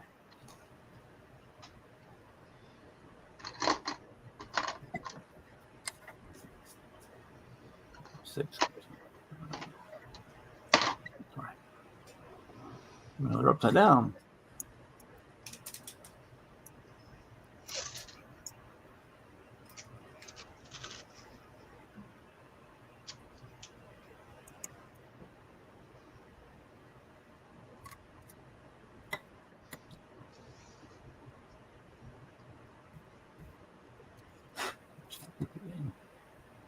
polish that roof again.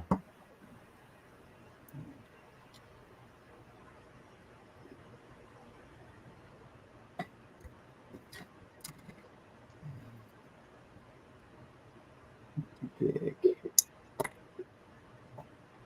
Edward, if you're looking for where I typed saying hi to you, that's not how I said hi. I said hi like I'm talking to you right now. Only time I type is if I'm not on screen.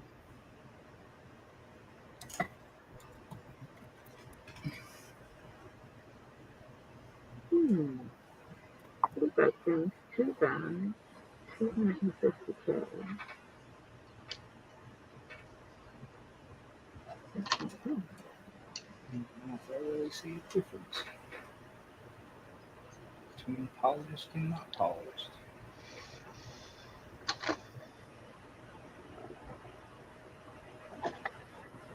Much further away from mine.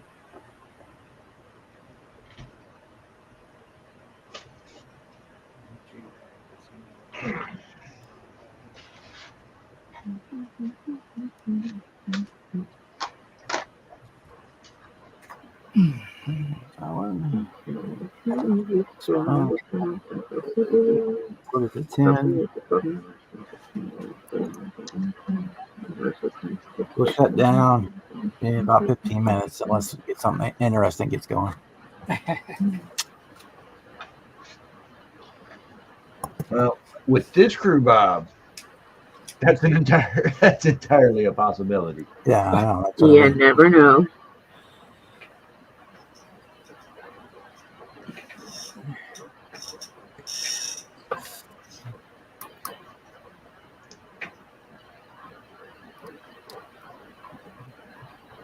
I said if there's nothing exciting going on in about 15 minutes, we'll shut down.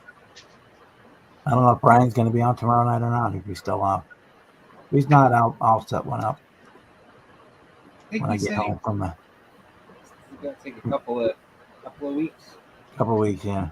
Yeah. If he doesn't, when I get home from the graduation party, I'll set one up. Well, you figure if he's got that wedding tomorrow, he probably ain't gonna want to. Yeah, that's true. Yeah. So when I get home from the graduation party, I'll plan on setting one up, unless Papa's got one going or something. I haven't seen him all week, so I don't know.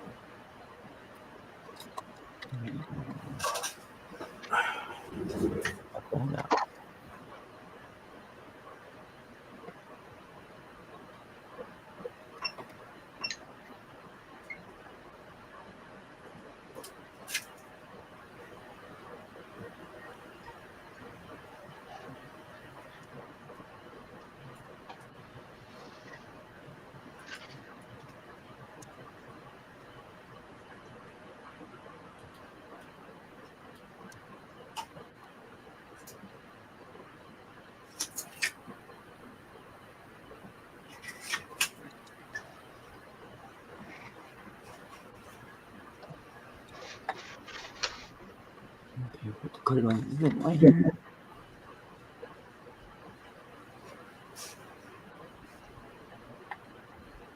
Put that clear one on. Obviously something wrong with that file. Shit, they ain't doing the right height. We don't lose it. That's a tiny little bird.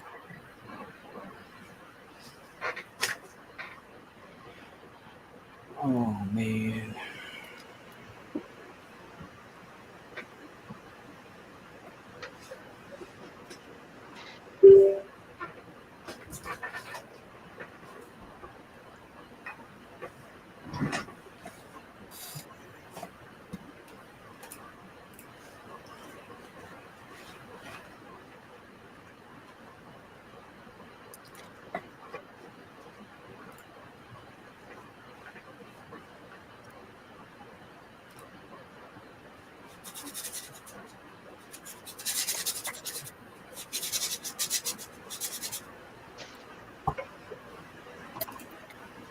Go peeling off into space.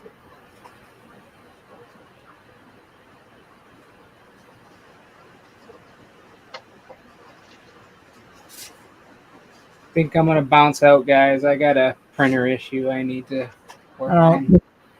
All right, Norm. All right, talk to you guys later. All right. See ya.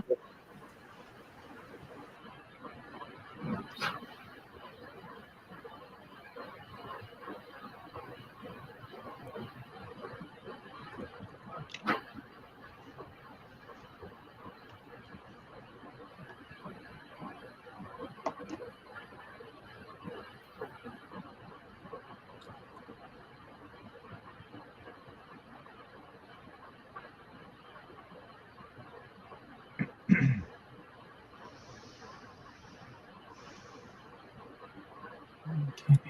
That one.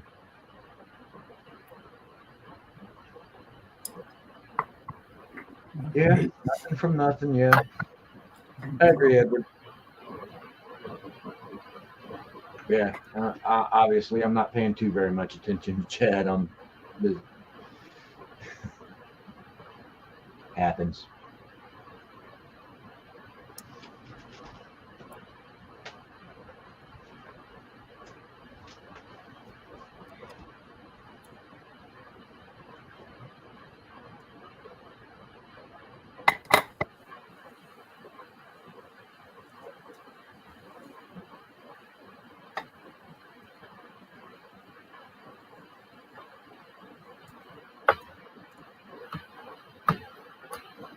So we want to do that. We want to do in air part.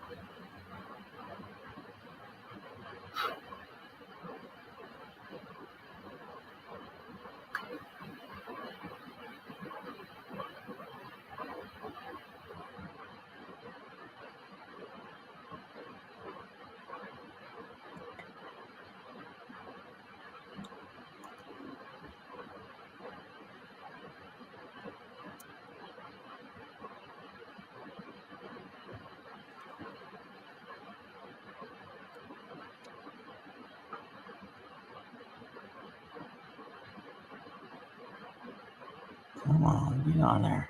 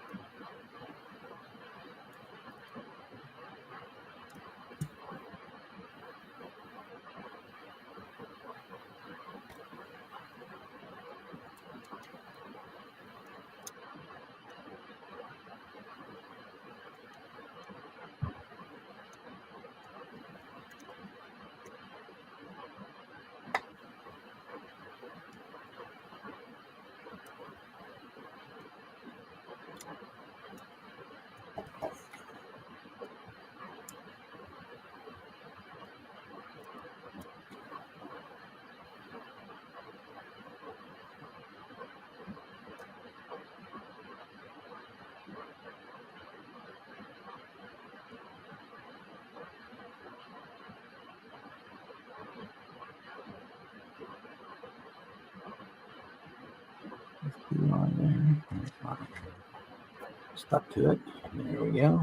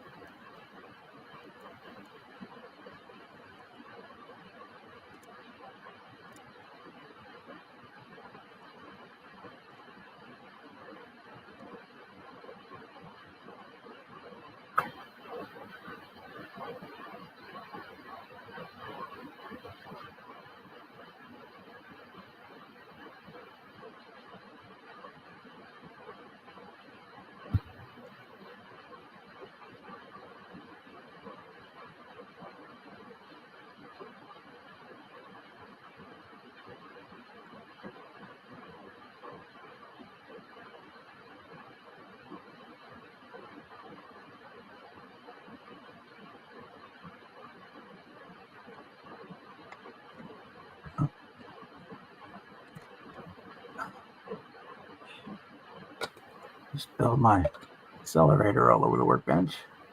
Oops.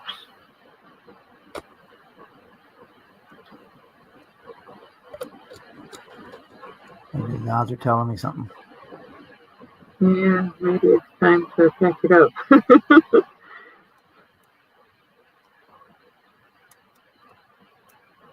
Yeah, I think the odds are telling me something. Time to put it down. That's all right. I got another bottle. That one's almost empty. I got a brand new one. I haven't even touched it. Of course, the whole room can smell A of fish the little rest bit of the left. night.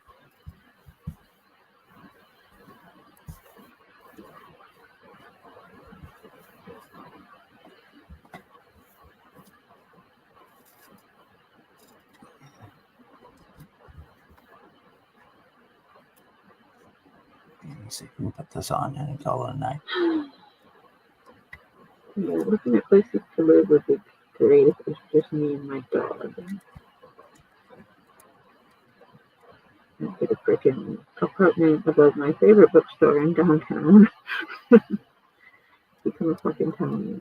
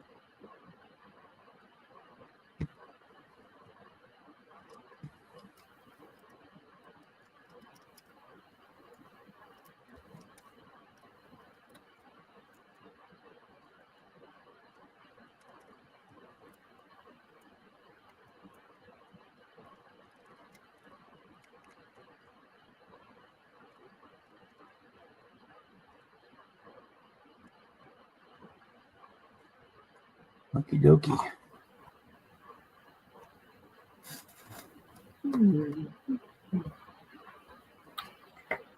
Okay. Where are you? Listen for it.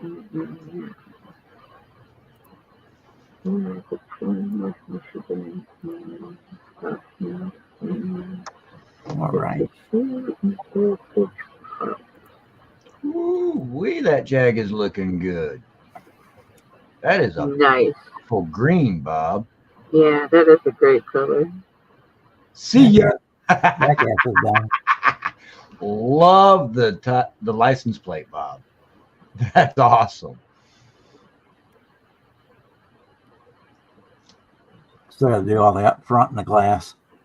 But I just couldn't go without putting the hood on there before the end night was out.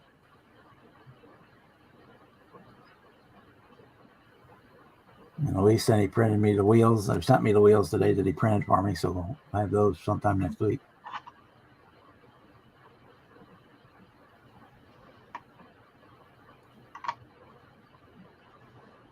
Yeah, she's looking good.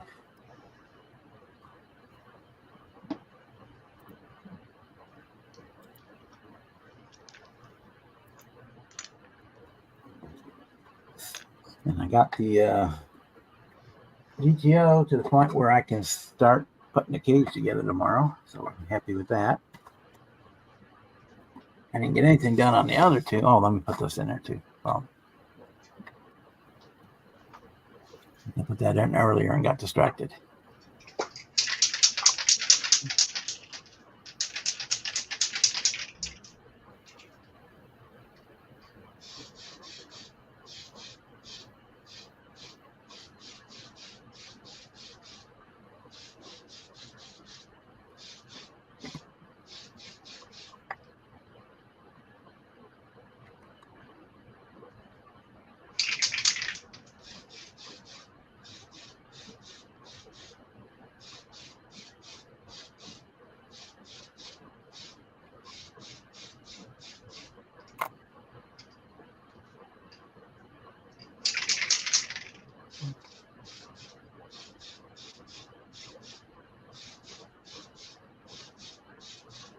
There we go. Put the front window frame in too.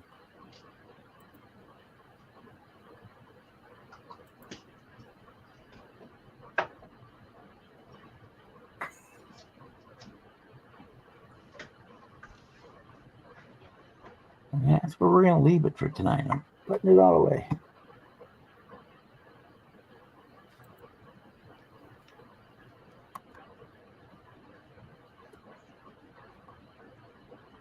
Yeah. I must really be addicted to spray painting my hands because I just mentioned having 2 boxes of black nitrile gloves for when I spray, and I still didn't put one on. Be addicted to spray painting my hands. If it's fresh, rubbing alcohol will take it off. Oh, Fast Orange will do it too.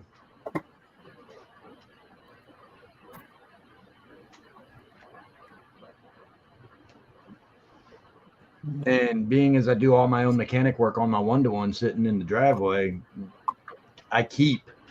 In fact, when I buy Fast Orange,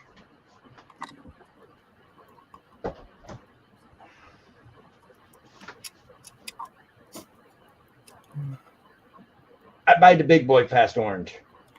Ah, cool. Yeah, the Jumbo Dojo.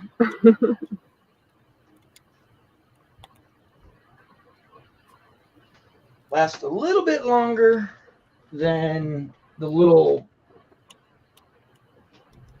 squeezy size bottle that you might buy to put on your sink. Yeah.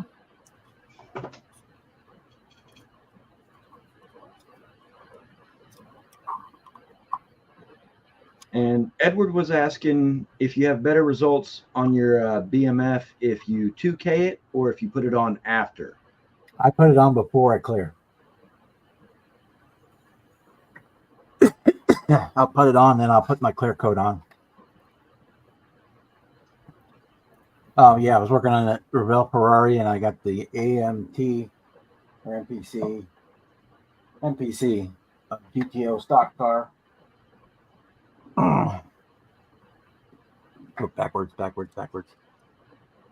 The AMT GTO stocker, super stocker car. I'm working on that one. And then I've got the Pro Street and the Pro Stock. I've just got in the prep stages.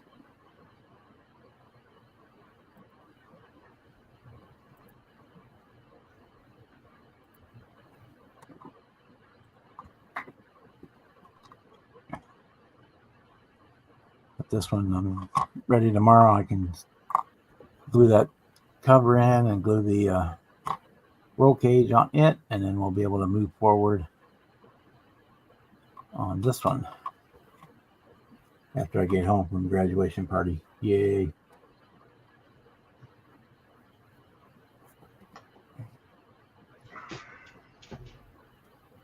Yeah, it's a custom bug yellow. It's a tester's color. It's an enamel. It's the only enamel I have in the house is that one, other than the little tiny jars that are all dead in the other room. I bought it. I don't even know what I bought it for, but I know I've had it for 8 or 9 years sitting in here. I'm surprised it hasn't blown up. But yeah. Tester spray enamel custom bug yellow. I like it. It's a pretty cool color. Let me see if I can do this without knocking my.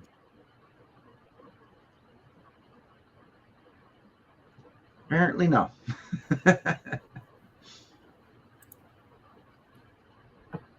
There you go. It's kind of a little lemon yellow, yeah, I would say. Let's see if we go to the other camera. The other camera will show it better. On that camera with the lighting that's in it, it looks kind of like a buttercup yellow. Yeah. There it looks more like a banana yellow. Yeah, banana, that'd be a good way to color it. Yeah, kind of a light color banana. But yeah. Definitely banana. Let's put black spots over it. Yeah, you probably could pull off banana. But yeah, that's where I'm at on that one. And the other two, I'm just getting started on doing the pre-work sanding the bodies and getting them ready for primer, putting together what pieces I can before a primer on the body.